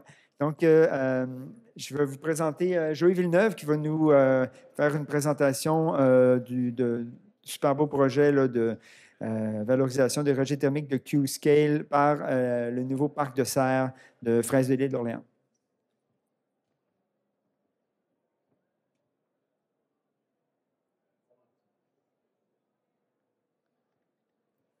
Bonjour. Aujourd'hui, je vais vous présenter le projet en tant que tel. Je suis ici en termes, je remplace en réalité le promoteur du projet. Mon nom, c'est Joey Villeneuve. C'est moi l'ingénieur en charge du projet. Je suis directeur de projet. Puis André Gosselin, qui ne peut pas être ici aujourd'hui, le promoteur. André Gosselin fait beaucoup de choses dans le domaine agricole. Il est fondateur du pavillon Envirotron Université Laval, cofondateur des serres Savoura, puis cofondateur de Nutro-Canada ainsi que des fraises de l'île d'Orléans. Si on voit une photo aérienne des fraises de l'île d'Orléans, qui est un des plus gros producteurs de petits fruits au Québec, là, surtout fraises, qui est le plus gros de sa production. Ensuite, framboises, probablement un des plus gros producteurs de mûres et un petit peu de bleuets. Au niveau de l'historique du projet, je vois que c'est écrit un peu petit, on a commencé en 2019 avec plusieurs études de pré-faisabilité pour en arriver à une conclusion qu'il y aurait des potentiels de rejet thermique au niveau du centre de données de Q-Scale qui pourrait alimenter un parc de serre assez important. Ensuite, on a travaillé sur le marché. En ce moment, au niveau du développement de la culture de fraises en serre, il n'y en a pas beaucoup au Québec, mais au niveau de l'Ontario et de la Colombie-Britannique, on est rendu à plus de 200 hectares de fraises dans le domaine de la serre. Il y a quand même un bon potentiel de croissance encore dans ce domaine-là. Au niveau du marché aussi, il y a eu une validation qui a été faite par les fraises de l'île d'Orléans à savoir s'il y avait une demande pour ce produit-là, surtout hors saison. Puis tous les clients des fraises de l'île d'Orléans, c'est-à-dire les gros là, dans le domaine, là, Sobeys, Walmart, Costco, Metro, sont tous preneurs de ce produit-là et en veulent beaucoup. Là. Ça a fait en sorte qu'on est allé à l'étape suivante, une étude plus technico-économique avec plusieurs partenaires, dont le ministère de Changement climatique et puis le programme VRT qui nous a accompagnés dans l'étude détaillée du projet. On a travaillé aussi avec d'autres partenaires, la Ville de Lévis, Hydro-Québec qui est impliquée aussi et Énergir. Là. Au niveau de la demande des petits fruits, c'est en croissance. La production actuelle au Québec est très faible. Elle vient surtout de l'Ontario et de la Colombie-Britannique. Je parle des petits fruits en serre. Le Québec a la possibilité d'avoir de l'électricité quand même à bon marché. On a un voisin au niveau du site, Q-Scale, qui a un plan de développement assez ambitieux au niveau des centres de données. C'est plus des centres de calcul, en réalité, que des centres de données. Ils ont beaucoup de rejets thermiques de disponibles. Les nouveaux systèmes de culture qu'on regarde pour ce type de projet de serre-là, c'est un autre système. C'est nouveau, c'est innovant. Ça fait plus de 2 ans que les fraises de l'île d'Orléans travaillent là-dessus au niveau de leur site à l'île d'Orléans. Qu'on parle de rendement qui passe là, de l'ordre de 14-15 kg par mètre carré par année à 25-30 kg par mètre carré par année. On en sort pas mal plus de fraises par mètre carré dans ce type de serre-là avec ce type d'équipement-là qu'on va mettre en place. Les coûts de production et transport du Sud ont augmenté significativement aussi, ce qui fait en sorte que le marché de production locale devient plus intéressant. Puis au niveau du climat nordique, là, qui est quand même pas nécessairement désavantageux parce que ça fait en sorte qu'on est en mesure de cultiver avec moins de pesticides au niveau de la production. On a moins de pression au niveau des insectes là, sur la production en tant que telle. Ce qu'on vise ici, nous autres, c'est une serre de verre carboneutre. On a passé plus de 2 ans à revoir l'ensemble des systèmes techniques, mécaniques du bâtiment de la serre pour arriver à une serre qu'on pouvait opérer à basse température, qui est plus efficace énergétiquement. Le verre est scellé, contrairement à ce qu'on trouve sur le marché actuel, où c'est des serres qui sont plus ouvertes. Qu'on travaille à une serre qui est plus semi-fermée. Le projet en tant que tel, c'est une boucle de 1,3 km. On part du centre de données de Q-Scale. On traverse essentiellement des terres agricoles. On n'est pas dans un milieu densément peuplé. L'accès au site a été, dès le départ, quand Q-Scale a planifié l'installation de leur site, ils ont mis des offres d'achat sur les terrains agricoles autour pour justement éventuellement faire ce projet de serre-là. La boucle en tant que telle, elle est planifiée, elle est conçue. On parle de 2 conduits de 900 mm sur 1,3 km. C'est un gros tuyau pour transporter toute cette énergie-là entre le centre de données et les serres à venir. Je vais vous présenter plus une vue de couple de la serre en tant que telle, de quoi ça a l'air. Quand on dit qu'on a changé complètement le modèle au niveau de la production, on est avec un système basse température. Normalement, une serre, ça va opérer à une température plus élevée, là. On va avoir une boucle chaude là, qui va circuler à travers tout le réseau, alentour de 80-85 degrés Celsius. Puis on va avoir des systèmes de ventilation naturels, c'est-à-dire qu'on va chauffer la culture, puis on va dégager l'humidité en ouvrant les toits. Il n'y a pas trop de système de recirculation. C'est un système qui est ouvert, qui est relativement facile à opérer, mais qui est très énergivore. Pour aller vers des rejets thermiques à basse température, ici, on va avoir une température de chauffage à 42 degrés Celsius. On utilise à peu près 800 gallons par minute par hectare au niveau de la boucle thermique. En fonction de la capacité du centre de données, bien, il y a des hectares de plus qui peuvent se rajouter. Là, on a des systèmes à air chaud avec des ventiloconvecteurs. On a de la recirculation mécanique à l'intérieur de la serre. On a une ventilation qui est minimisée, c'est-à-dire qu'on ouvre moins les toits, on recircule l'air à l'intérieur de la serre au lieu de faire la déshumidification par ventilo-chauffage. Et on fait rentrer de l'air frais de manière mécanique pour assurer la déshumidification de la serre. Avec des rejets thermiques, ici, on est en mesure de combler à peu près 95 des besoins d'énergie de la serre sur une base annuelle. Étant donné que la température de la boucle est légèrement trop basse, on a des refroidisseurs récupérateurs de chaleur qui sont intégrés dans la boucle. Pour ce projet-là, on en a 6 en parallèle. On reçoit de l'eau à 24,5 degrés Celsius. On la monte à 42 pour aller chauffer l'ensemble de la culture. Elle revient de la serre à 31,7, puis on la retourne au centre de données à 12 degrés. C'est quand même bénéfique des deux côtés. Le centre de données va recevoir un eau qui est refroidie, et nous, on reçoit leur chaleur résiduelle, qu'on augmente un peu la qualité. Mais ça prend quand même un effet mécanique entre les deux là, qui nécessite un peu d'électricité pour faire cet effet-là. Et aussi, pour cultiver des fraises à l'année, dans la densité de production qu'on vise, on est sur 3 étages ici.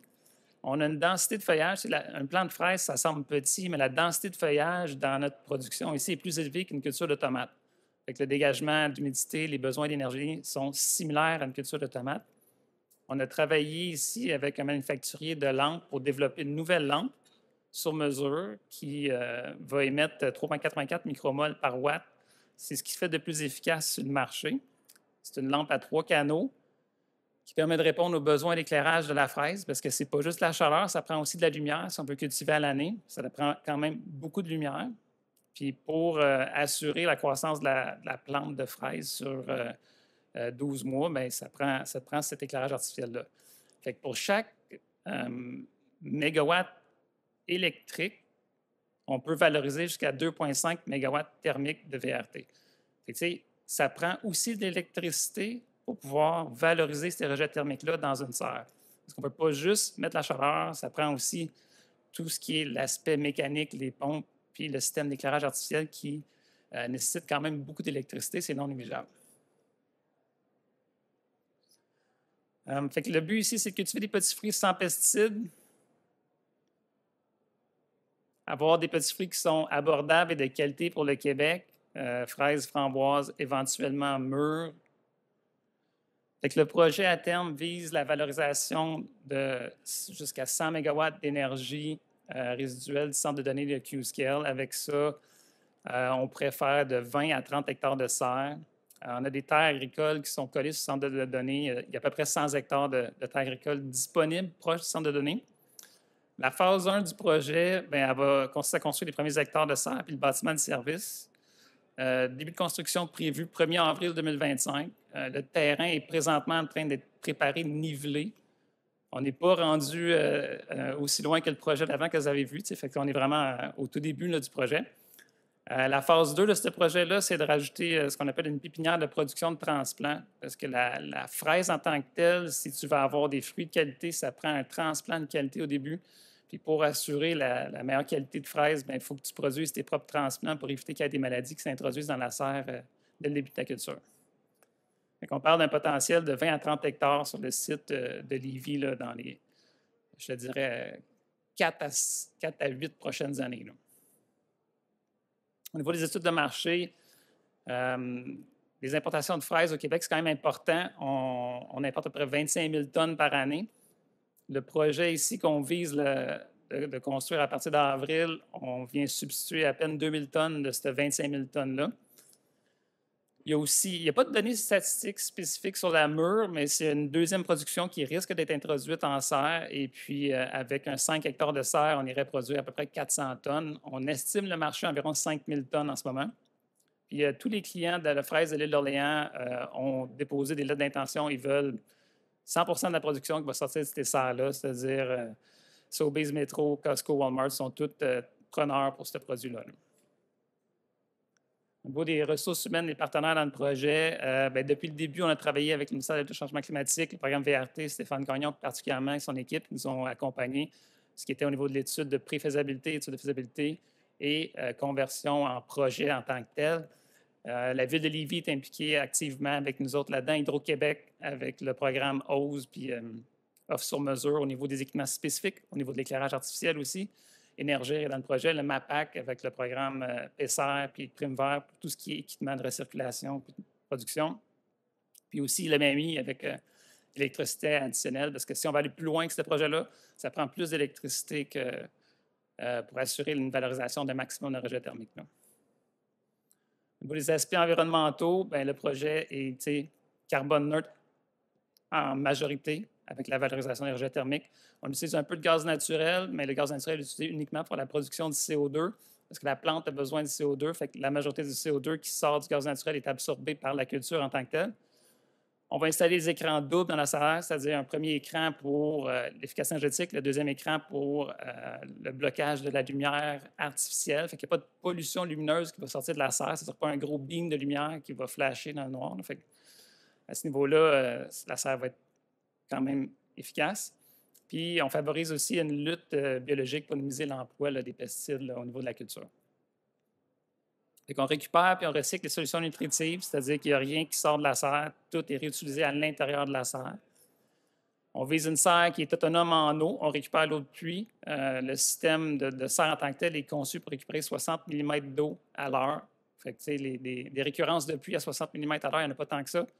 On a quand même une capacité énorme au niveau de la récupération d'eau de pluie. Tout ce qui est égout et eau de consommation humaine, ça va se limiter à peu près 65 travailleurs qui résideront sur le site. Puis, c'est ça. Au niveau du trafic sur le site, pas beaucoup de circulation. Là, on est dans un endroit où les travailleurs vont habiter sur le site. On prévoit des petites livraisons 2-3 fois par semaine au niveau des fruits. Puis, à long terme, on va avoir probablement un camion semi-remorque pour faire ces livraisons-là. On va avoir sur une base journalière, il y a 3-4 camions qui vont emmener, des fois, c'est des échantillons qui vont au laboratoire, des petites commandes là, de produits qui sont requis à la culture. Puis, une fois par mois, il va y avoir un camion semi-remorque qui va livrer tout ce qui est carton puis produits de culture en tant que tel. Là, ça fait le tour.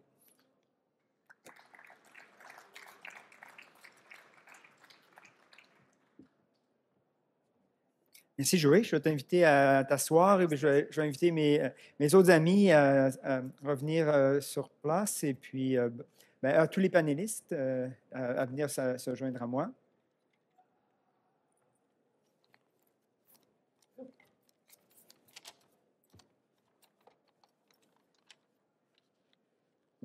Donc, se joint à nous Mathieu Cardinal du projet Imano District. Donc, si vous voulez, on peut commencer par vos questions. Moi, j'ai des questions aussi, mais si vous voulez, si vous avez des questions, vous pouvez vous présenter au micro. Je peux commencer, puis après ça, oui, tu peux. Oui.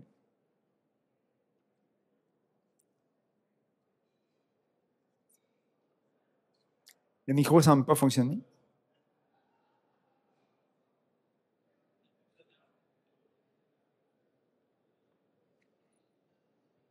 Bonjour, Nizar Bouguera, MEIE. J'aurais une petite question pour le dernier projet. Donc, on valorise les rejets thermique, mais on voit que vous auriez besoin du gaz naturel pour produire le CO2 nécessaire à la serre. Est-ce que là où le projet est implanté, il y aurait des émetteurs de carbone qui pourraient être valorisés dans une sorte de séquestration de carbone à partir de gros émetteurs industriels ou voilà.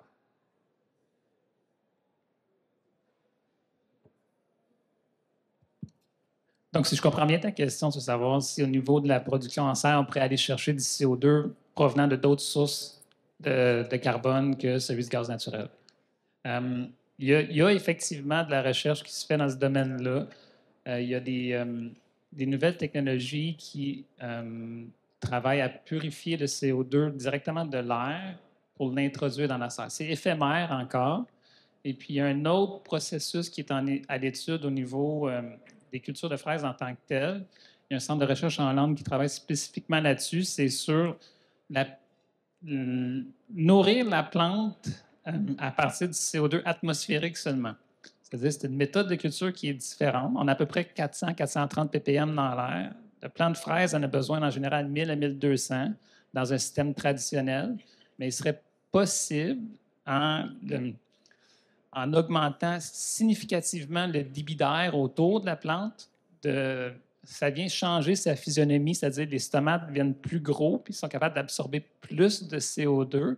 Fait que tu pourrais éventuellement avoir une plante qui pourrait se nourrir uniquement du CO2 atmosphérique sans avoir à faire de l'injection à partir de la combustion du gaz naturel. La deuxième raison d'avoir un système au gaz naturel, c'est une redondance et une sécurité. Fait que c'est sûr que quand tu as une culture qui est relativement fragile, puis l'ensemble, c'est ce qui vaut le plus cher dans une serre, c'est ce qui pousse dedans. Puis une serre, on s'entend, c'est un bâtiment de verre qui est transparent pour faire rentrer de la lumière, donc ce n'est pas l'équipement le plus efficace pour conserver la chaleur. Fait que, si jamais il y a un bris ou si jamais il y a une interruption de chaleur provenant de la boucle thermique, ça prend quand même un backup qui permet de faire ça. Puis à la fois, ce backup-là a une double fonction, il te permet de produire ton CO2 pour enrichir ta culture. Mais pour répondre à la question initiale, oui, on pourrait récupérer du CO2 de d'autres sources. Et puis, ce n'est pas quelque chose qui est écarté, c'est quelque chose qui est étudié, mais qui éventuellement pourrait être introduit dans ce projet-là en tant que tel. Merci. Pour avoir déjà travaillé dans des écoles, sur des projets dans des écoles secondaires, les taux de CO2 dans les classes secondaires sont très élevés. Il faut qu'on pourrait installer une école secondaire à côté des serres.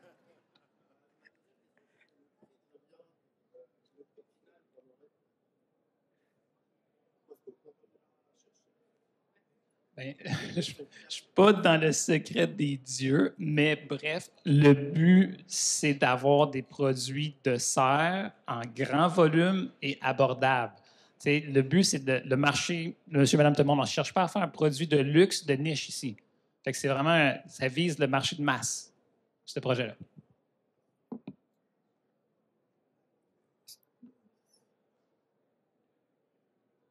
Bonjour, merci beaucoup pour les présentations. Puis je me demandais, est-ce que vous avez déjà une idée des potentiels techniquement réalisables pour des horizons comme 2030 ou même 2040? Bruno, ouais. Donc, si je comprends bien ta question, tu veux, par rapport à l'évaluation du potentiel technico-économique qu'on a fait, plus au niveau des projections 2030, 2035, etc., au niveau de la disponibilité des rejets thermiques, par exemple? Oui, la disponibilité, les projets qui seraient réalisables. Oui, OK. En fait, on n'a pas vraiment regardé ça. On n'a pas fait de projection en tant que telle. C'est certain qu'on est au courant que, par exemple, les rejets thermiques qui sont disponibles en ce moment, étant donné que, par exemple, ça provient d'établissements privés, la pérennité n'est peut-être pas nécessairement assurée. Mais on a aussi, ça c'est une chose, mais on a aussi regardé plusieurs établissements, par exemple, des usines de traitement des eaux où ce qu'on pourrait faire de la valorisation des rejets thermiques. Puis là, c'est certain que ça, c'est des rejets thermiques qu'on peut considérer pérennes, là, si on veut. Là. Donc, Montréal ne va pas disparaître du jour au lendemain. Donc, c'est de ce côté-là, mais je ne pourrais pas te donner d'estimation. En fait, compte tenu des... on pourrait de la façon que l'étude a été faite, le potentiel à la fois développement immobilier et de serre serait réalisable à moyen terme. Après ça, ben, si on sait qu'on a besoin de logements, donc on pourrait répondre à ce besoin de logement-là. On sait qu'on a besoin d'augmenter notre autonomie alimentaire. Donc, les serres seraient là pour y répondre. Donc, le potentiel technico-économique qui est identifié, ce n'est pas un potentiel sur le long terme. C'est un potentiel qui est là maintenant. Il s'agit que les forces vives le réalisent. Et si je peux ajouter, ça dépend aussi beaucoup ce que les gouvernements et les municipalités décideront de mettre comme politique et comme contrainte. Imaginons que, je ne sais pas moi, la Ville de Montréal, dans un nouveau projet immobilier, met un critère pour obtenir les permis, qu'elle impose ça, ben ça va augmenter la rapidité d'adoption, en plus des programmes que les gouvernements, Hydro-Québec et autres ont déjà mis en place. Fait que c'est certain que le taux de pénétration de la technologie ou du principe va dépendre d'un certain nombre de facteurs, mais il n'y a pas beaucoup de facteurs techniques qui l'empêchent. C'est pas si sophistiqué ou compliqué, bien que dans l'implantation, il y a beaucoup de défis de contrôle et tout ça, bien sûr, là, mais ce n'est pas des projets qui sont si sophistiqués que ça non plus. Dans la stratégie, juste compléter, dans la stratégie du Québec de valorisation de rejet thermique, on a aussi mandaté une firme actuellement qui travaille avec un avocat pour développer un guide des aspects juridiques des projets de valorisation de rejet thermique. On va viser principalement les municipalités, mais ça va être intéressant pour tout le monde. Donc, ça va pouvoir couvrir des aspects comme est-ce qu'une municipalité peut imposer à tout nouveau bâtiment de ce secteur-là de se connecter à un réseau de chaleur s'il est là. C'est bon. Merci. Au printemps. Donc, au printemps. Puis, seconde question aussi, est-ce que vous voyez encore justement des obstacles actuellement là, comme la réalisation de projets réglementaires ou autres? Au fait, au niveau des obstacles, c'est effectivement vraiment au niveau, nous, ce qu'on voit au niveau des investisseurs et des risques, qui seraient plus si effectivement on passe dans le domaine public pour, par exemple, traverser des rues, etc. Il faut vraiment avoir une équipe de projet qui est déterminée. Mathieu, le promoteur est là. Ça prend effectivement des acteurs qui sont prêts à supporter des risques, à être un peu plus novateur, être capable d'expliquer les principes, amener des points financiers pour développer les projets. Donc c'est surtout ça, c'est au niveau de l'adoption au fait de la stratégie, des idées, mais c'est pas effectivement une restriction technique, c'est plutôt effectivement avoir que tous les acteurs soient rassemblés autour d'un projet comme ça. Donc quand on est sur des terrains agricoles où finalement il n'y a pas de problème pour passer, ou si on est sur le même site, qu'on n'a pas besoin de demander d'autorisation à la municipalité ou autre, ça facilite les choses. Mais sinon, effectivement, ça serait plutôt ça, comme nous, ce qu'on voit, le frein pour de tels projets. C'est sûr que le statu quo, briser le statu quo, c'est toujours un obstacle à l'innovation. Là. Il y a beaucoup de promoteurs qui vont choisir, qui vont préférer faire le même projet qu'ils ont toujours fait avec des plaintes électriques. Puis, mais heureusement, il y a des promoteurs plus innovants. Et puis, je vais y aller avec une première question de ma part là, à Mathieu. Qu'est-ce qui incite un promoteur immobilier de se lancer dans un projet aussi novateur? L'ignorance. Non, pour de vrai. Ça prend un goût pour l'énergie, un intérêt pour l'énergie au sens global, mais aussi avec ce développement de cet intérêt-là pour l'énergie depuis peut-être une vingtaine d'années, je pense qu'on est rendu au point où l'obstacle n'est plus scientifique, ou n'est plus au niveau des technologies. L'obstacle est au niveau de cuisiner la recette, de mettre les bons acteurs. Et chez nous, avec l'approche immobilière, moi, je ne suis pas dans le domaine de la science, je suis dans le domaine plutôt de la finance, ou de la finance immobilière, plus précisément, puis du développement urbain, donc de l'urbanisme et de la finance. Et Et je pense qu'on peut commencer à considérer la chaleur, le thermique, comme des actifs. Donc, c'est comme ça qu'on commence à le réaliser. Ces boucles-là, pour moi, c'est un actif en soi. Et maintenant, je suis capable de plus en plus de le réfléchir en disant au marché financier, écoutez, les composantes immobilières qui vous intéressent d'un point de vue de détention d'un actif immobilier purement et simplement, c'est la location, c'est le service à vos clients puis leur confort. Nous, ce qui va nous intéresser, c'est l'actif électromécanique du bâtiment. On va le séparer, on va l'exploiter, on va s'y intéresser, puis on va devenir des experts thermiques urbains. Et c'est ça notre prochaine vocation. Donc, moi, je l'ai fait comme je suis un promoteur immobilier intéressé par l'énergie. Et là, je commence à m'intéresser un petit peu plus à l'énergie. Donc, on va pouvoir penser dans le futur à créer ces actifs-là. Et quelqu'un pensait à qu'est-ce qui va favoriser.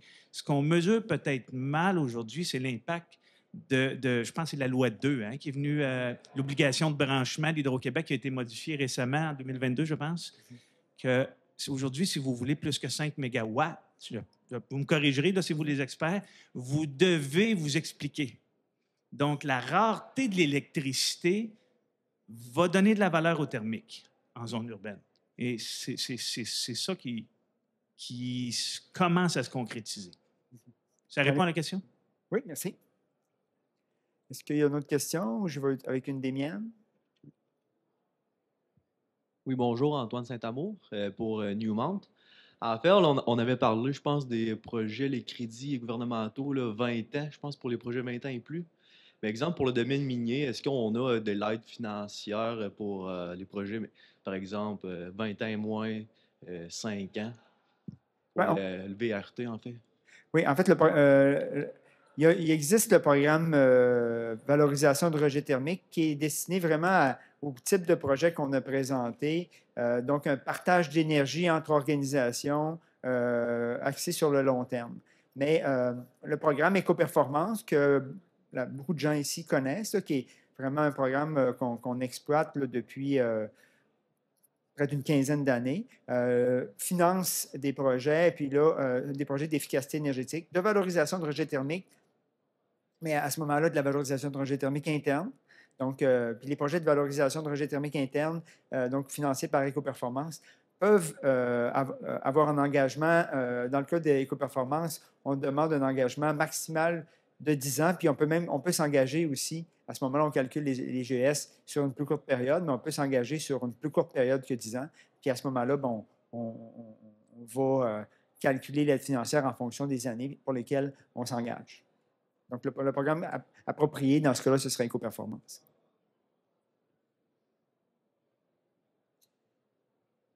J'aurais une question pour Bruno.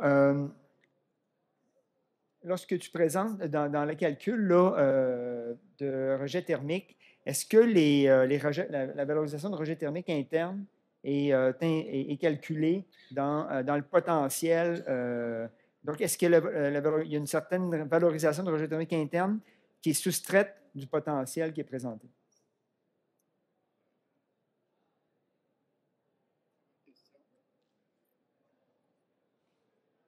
Très bonne question. En fait, pour tout dire, oui, on a pris ça en compte. Donc, l'idée, c'est que les modèles de...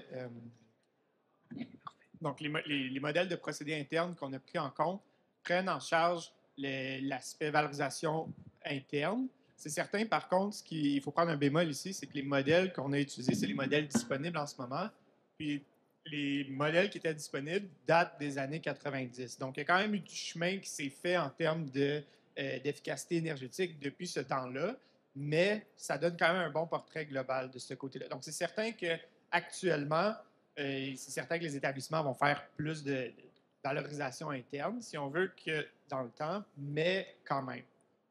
Donc, pour répondre à ta question, donc oui, on prend en compte ces valorisations-là. J'aurais une question pour Laure. On sent un intérêt grandissant pour les projets de valorisation de rejet thermique un peu partout au Québec. D'où vient cet intérêt et pourquoi maintenant, selon toi? Je pense que le contexte politique et économique joue beaucoup. On a effectivement, comme le disait Mathieu, de plus en plus quand même de régulations, de nouvelles lois qui viennent en place. Le nouveau code du bâtiment également. Et puis, je pense qu'il y a une conscience aussi par la majorité des gens sur l'évolution du prix de l'énergie.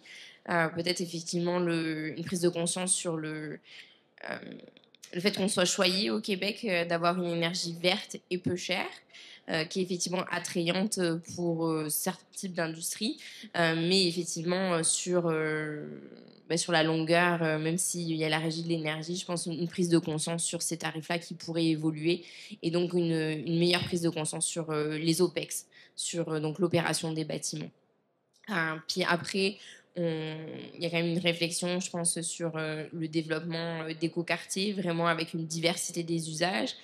Comme on disait, on sait maintenant qu'il y a des solutions techniques pour ça. Donc, je pense que à la fois le côté politique, la conscientisation des gens et l'aspect technique fait que maintenant, on a des promoteurs, des développeurs qui sont dès le début dans leur pensée à se dire là, j'ai une mixité d'usage, on peut faire des échanges thermiques, ou peut-être qu'effectivement valoriser le rejet thermique d'un gros producteur. Est-ce que quelqu'un veut ajouter, compléter? Mathieu, non? Ça va? Pourquoi il y a quand même un intérêt croissant pour les projets de valorisation de rejet thermique? Donc, qu'est-ce qui fait que maintenant, c'est une idée qui était répandue en Europe depuis même des décennies. Puis au Québec, il n'y avait pas, il y avait pas d'intérêt. Puis tout d'un coup, maintenant, il y a vraiment un intérêt. Est-ce que vous avez quelque chose à ajouter? Bien, je réitérais la rareté. On commence à voir poindre la rareté électrique. Ouais.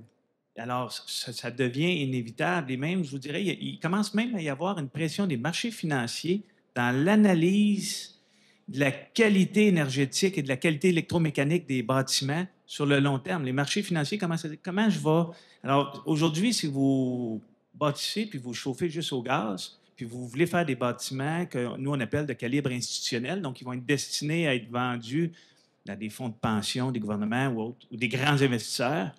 Si vous chauffez au gaz, ils ne le regarderont pas. Ils vont dire nous ne sommes pas intéressés à être propriétaires de ça. C'est pas qu'il faut pas cher, c'est qu'il n'y a pas de. Donc, les grands bâtiments, les grands projets doivent se conformer à ça pour satisfaire les acheteurs, les détenteurs long terme qui ont des exigences. Très intéressant, merci. Quelqu'un d'autre veut ajouter quelque chose? Oui. Oui. Je dirais pour le volet agricole, l'intérêt de valoriser les rejets thermiques, c'est vraiment au niveau du coût d'opération. Parce qu'on parle d'une serre, là, on est à 35-40 des coûts d'opération de la serre, c'est le chauffage. Fait que, si on peut aller chercher une source d'énergie qui va coûter moins cher, ben, ça fait en sorte que le producteur, il n'y a pas de gestion de l'offre dans le domaine de la culture en serre. Fait que le producteur va être potentiellement plus rentable, fait que le produit qui va sortir de la serre va être plus abordable et plus accessible aux consommateurs. On est en compétition avec le monde au niveau de tout ce qui sort d'une serre. Fait que, les importations autant du reste du Canada, des États-Unis, du Mexique. Fait il faut être très compétitif, puis il faut arriver à avoir des projets qui ont les coûts d'opération les plus faibles possibles. Merci. Personne d'autre, ouais. J'ajouterais peut-être juste un truc. Je pense qu'il y a un changement de culture qui est en cours doucement aussi. Si on regarde le secteur industriel, lorsqu'on parlait de symbiose, on a utilisé toutes sortes de termes à travers l'histoire, là. Symbiose industrielle, écosystème, économie circulaire. Mais dès qu'on parlait de revalorisation de rejet thermique d'un site vers un autre, il y a toujours cet aspect contractuel qui est en cause.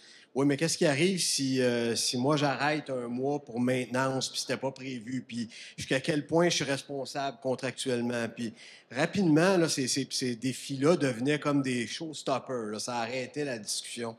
Puis là, je pense que la perception, l'intérêt envers ces projets-là, le goût d'aller un pas plus loin, 2 pas, 3 pas avant de le laisser tomber, disons.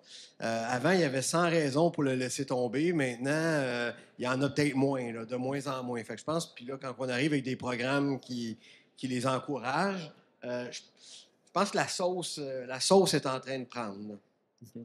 Bon, bonne nouvelle. Si je peux rajouter quelque chose aussi, ce qui a été observé en Europe, même si en Europe, comme Stéphane l'a mentionné, c'est beaucoup plus populaire, ils sont beaucoup plus avancés en termes de valorisation de rejet thermique ici, c'est que comme ce qui a déjà été mentionné à date, l'aspect technique est important, oui, mais c'est peut-être même pas l'aspect le plus important. Puis comme Serge vient de le mentionner, c'est surtout l'aspect que c'est souvent deux établissements distincts qui doivent se parler ensemble, qui font que des fois, ça se passe ou ça se passe pas à cause de certains obstacles.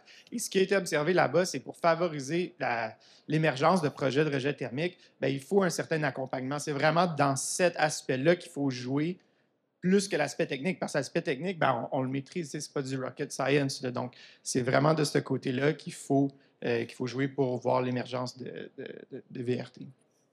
Merci. D'autres questions dans la salle? Et ça prend des believers. Oui, allez-y. Bonjour, Hubert Collin. Juste pour d'Atis Énergie, on fait beaucoup de projets comme ça de réseaux de chaleur, de mise en valeur des rejets thermiques à l'intérieur des usines et puis de l'extérieur. Ce qu'on voit aussi, on a un projet qu'on est en train de regarder en ce moment, et puis c'est l'impact de la décarbonation. Donc, il y a des entreprises aussi, ceux qui vont absorber la chaleur, ça leur permet aussi de décarboner leur industrie. Et il y a des usines où il y a des compagnies qui valorisent la décarbonation, et de plus en plus, notamment des entreprises internationales, des entreprises qui vendent, ceux qui veulent vendre en Europe, par exemple, où ils voient poindre des droits d'entrée de leurs produits en Europe ou dans d'autres marchés s'ils n'ont pas décarboné. Et donc, c'est aussi une manière de valoriser et de voir un intérêt pour valoriser le rejet thermique d'une usine qui est juste à côté.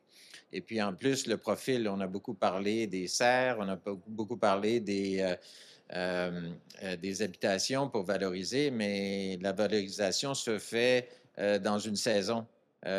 Tandis que, et puis il y a toutes des saisons finalement de rejet thermique qui ne sont pas valorisées, tandis qu'une usine qui fonctionne à 365 jours par année ou presque, et puis avec une autre usine qui travaille aussi 365 jours, l'utilité, le besoin et la demande se fait sur l'année. Donc, en fait, la valorisation est encore plus grande que sur des usages urbains comme on a présenté ici. Oui, effectivement, on n'a pas de projet assez avancé industriel, mais si ce n'est que l'incinérateur de la Ville de Québec qui fournit de la vapeur à deux papetières, ben, les réductions de GES chez ces deux papetières-là, dans un cas depuis 49 ans, dans l'autre cas depuis 15 ans, ça se compte en millions de tonnes de CO2 équivalents qui ont été réduits. Donc, c'est sûr que lorsqu'on utilise un rejet thermique vers un industriel, c'est comme si on chauffait une maison qui est toujours à moins 30. Là. Donc, on optimise vraiment les bénéfices. Puis lorsqu'on regarde les chiffres, c'est spectaculaire, effectivement. Là, on a hâte de pouvoir vous présenter des projets industriels. Puis, bien, on se parlera pour mettre ça en vigueur. Ben, on s'est déjà parlé de toute façon.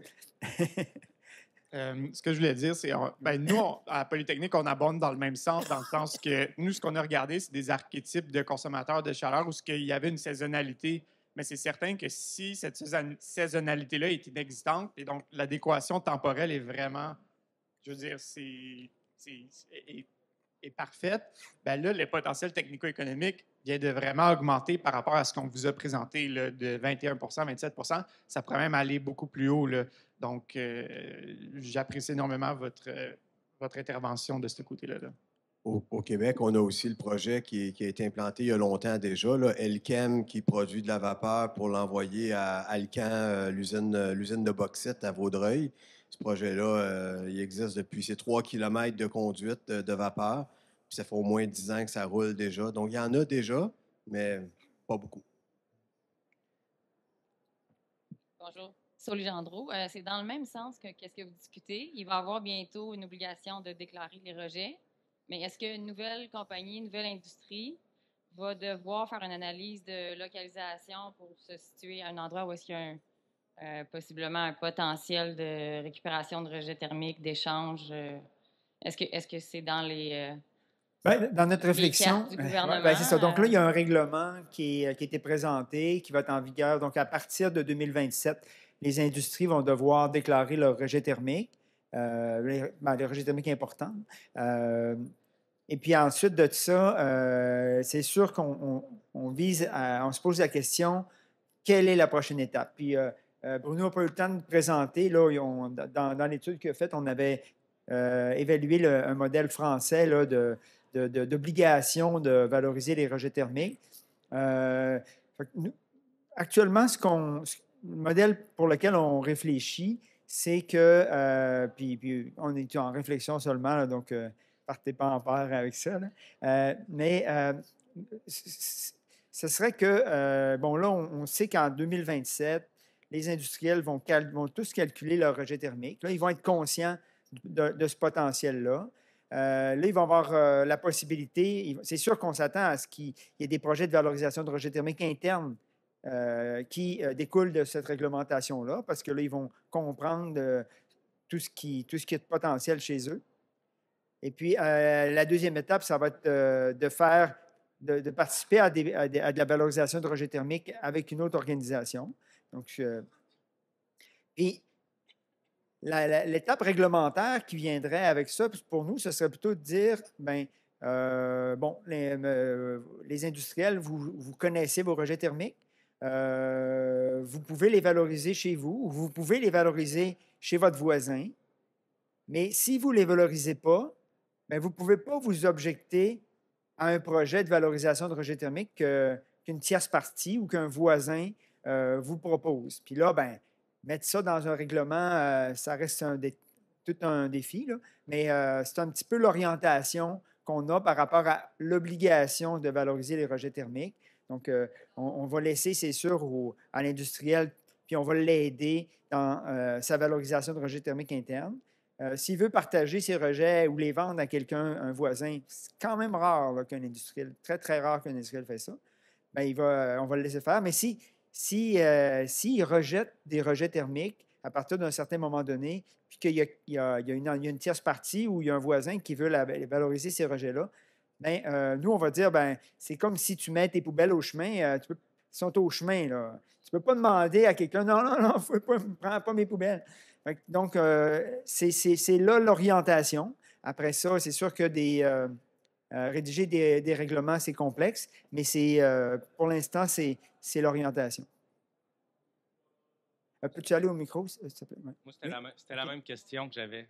En fait. OK. C'est parfait. Juste peut-être pour compléter, on le voit au niveau des industriels, ça marche.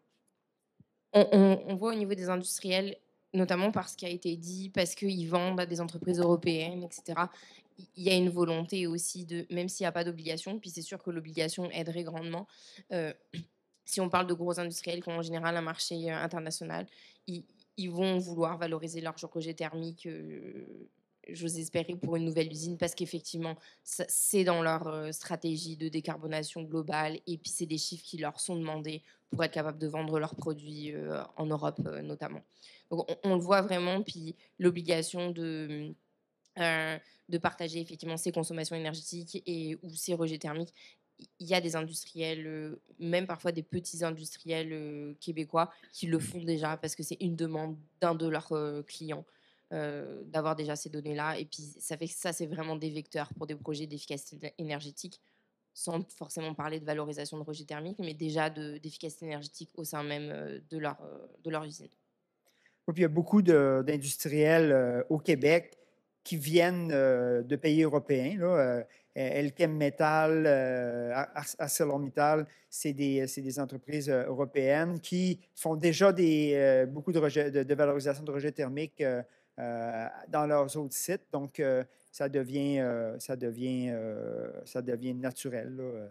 Mais c'est sûr que si on prend l'exemple des centres de traitement de données, on a un exemple qui est très atypique dans le cas de Qscale, qui a participé au projet depuis le début. Là, moi, je discute avec les gens de Qscale depuis 2019, avant même qu'il y ait le site.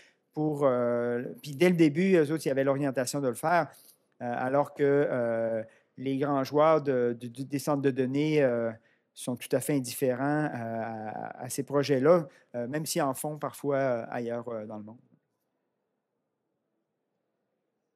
Si vous permettez, j'ajouterais à la question de madame, les villes peuvent déjà le faire, gérer de la localisation.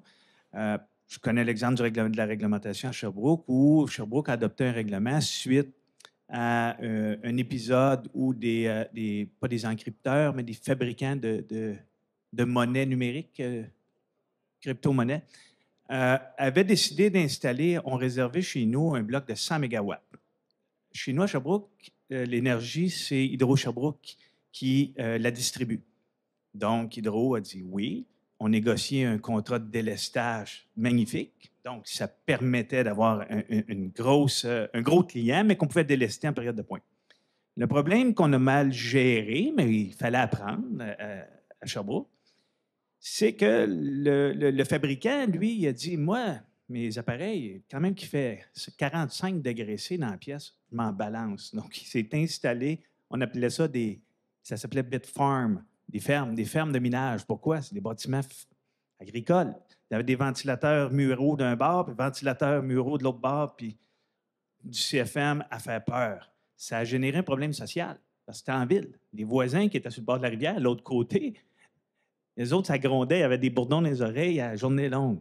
Donc, la ville de Sherbrooke a adopté un règlement après avoir réglé ce problème-là en disant, s'il y a un centre de calcul dans notre ville, il doit servir à chauffer notre ville.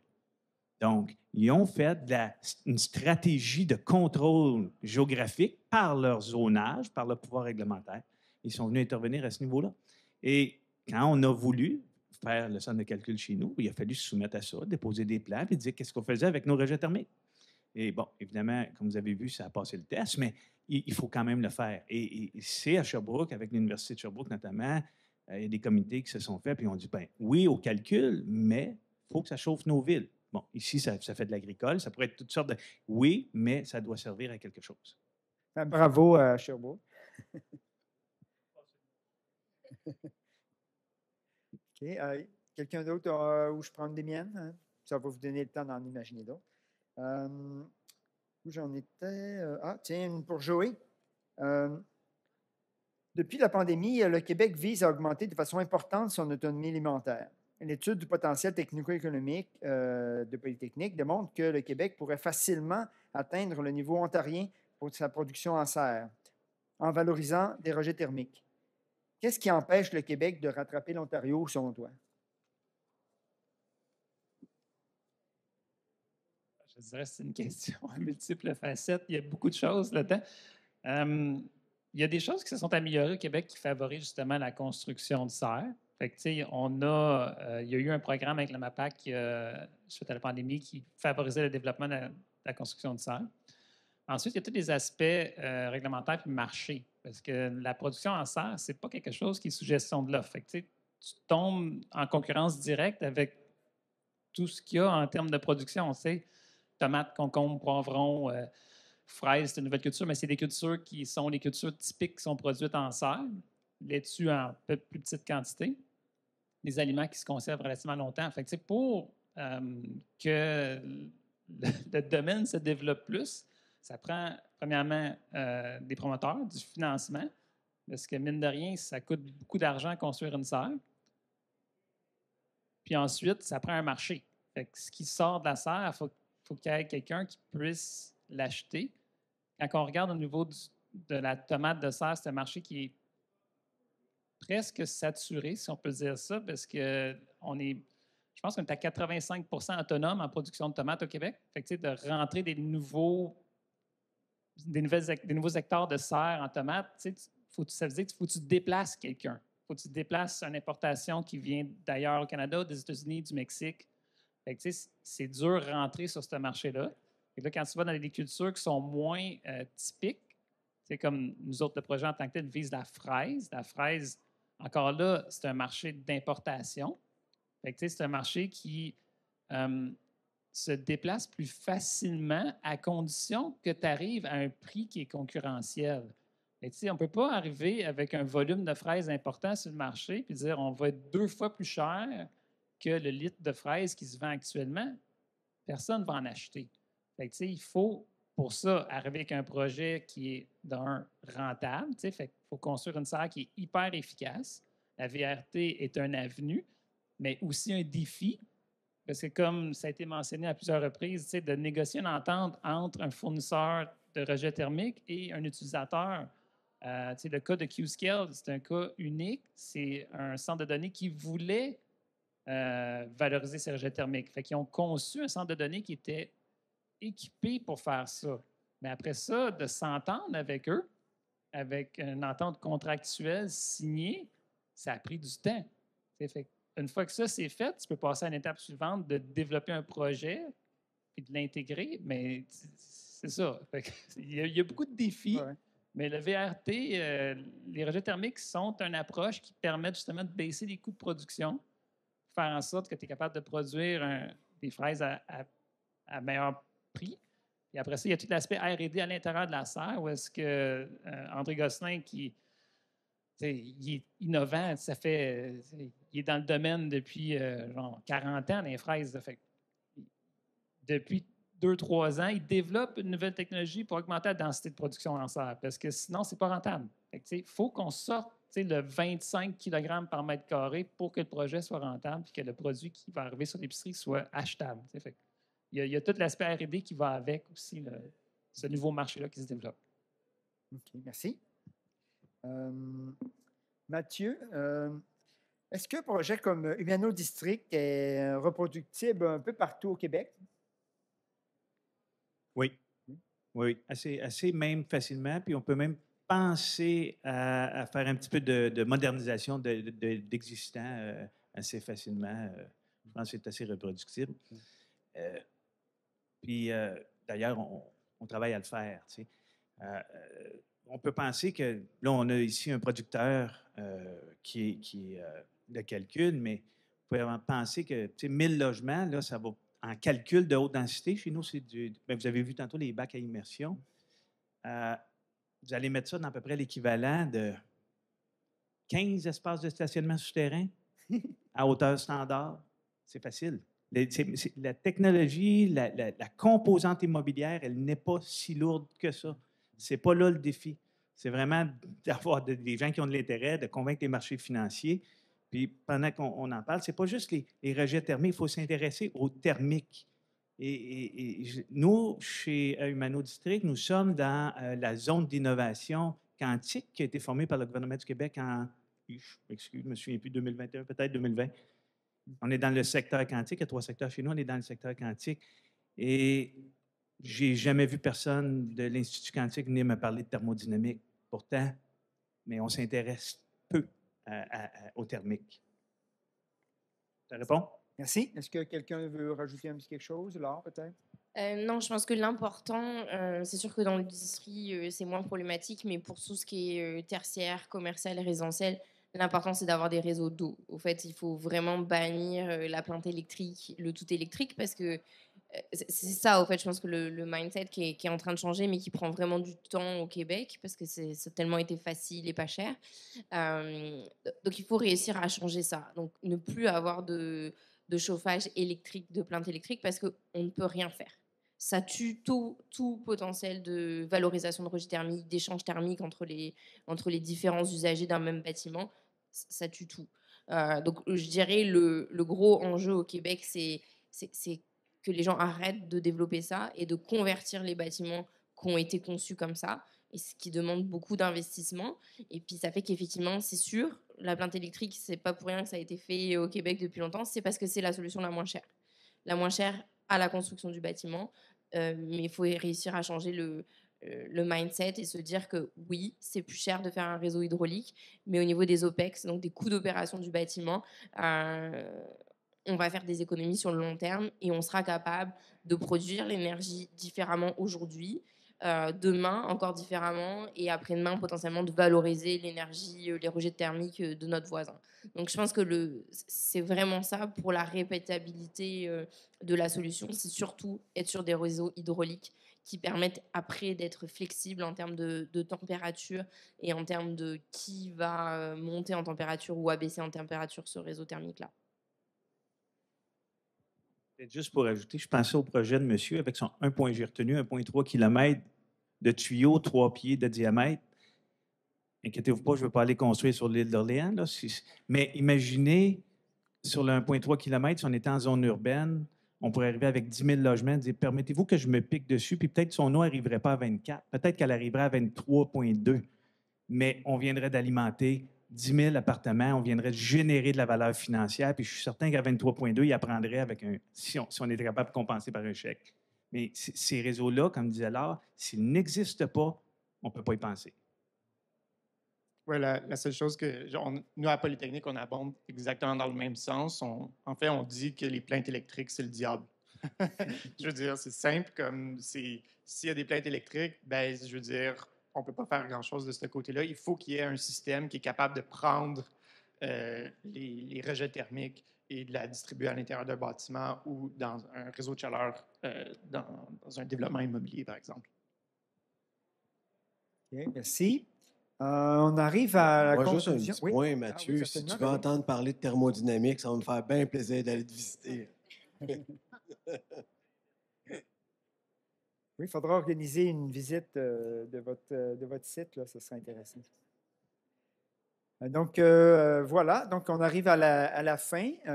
Donc, je vous remercie beaucoup. J'espère que vous avez apprécié. Moi, je vais rester encore ici un peu là, pour continuer la discussion si vous le souhaitez. Puis, si vous... j'ai pas partagé mon... en tout cas, j'imagine que si jamais vous avez besoin de me joindre, là, vous pouvez me rejoindre à l'adresse facile là, VRT, comme valorisation de rejet thermique, à environnement.gouv.qc.ca. Puis, oui, j'imagine, hein, Québec Mine Énergie, oui.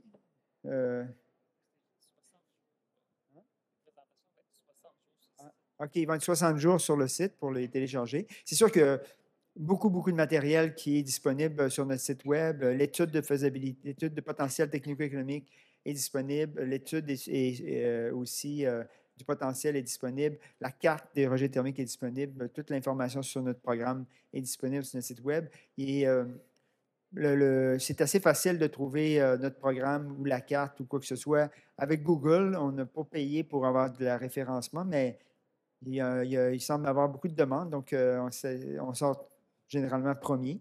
Donc, on n'est pas difficile à trouver sur Google. Vous pouvez aussi me suivre sur mon LinkedIn. Là. Je pense qu'il était partagé ça dans les organisations. L'organisateur de Québec Mine Énergie donne accès probablement à mon adresse courriel aussi, et puis à mon LinkedIn. Ben voilà, ça va me faire plaisir de poursuivre la discussion aujourd'hui ou dans les semaines qui viennent ou sur vos projets. Merci encore et à bientôt. Merci à toutes. Merci au panel.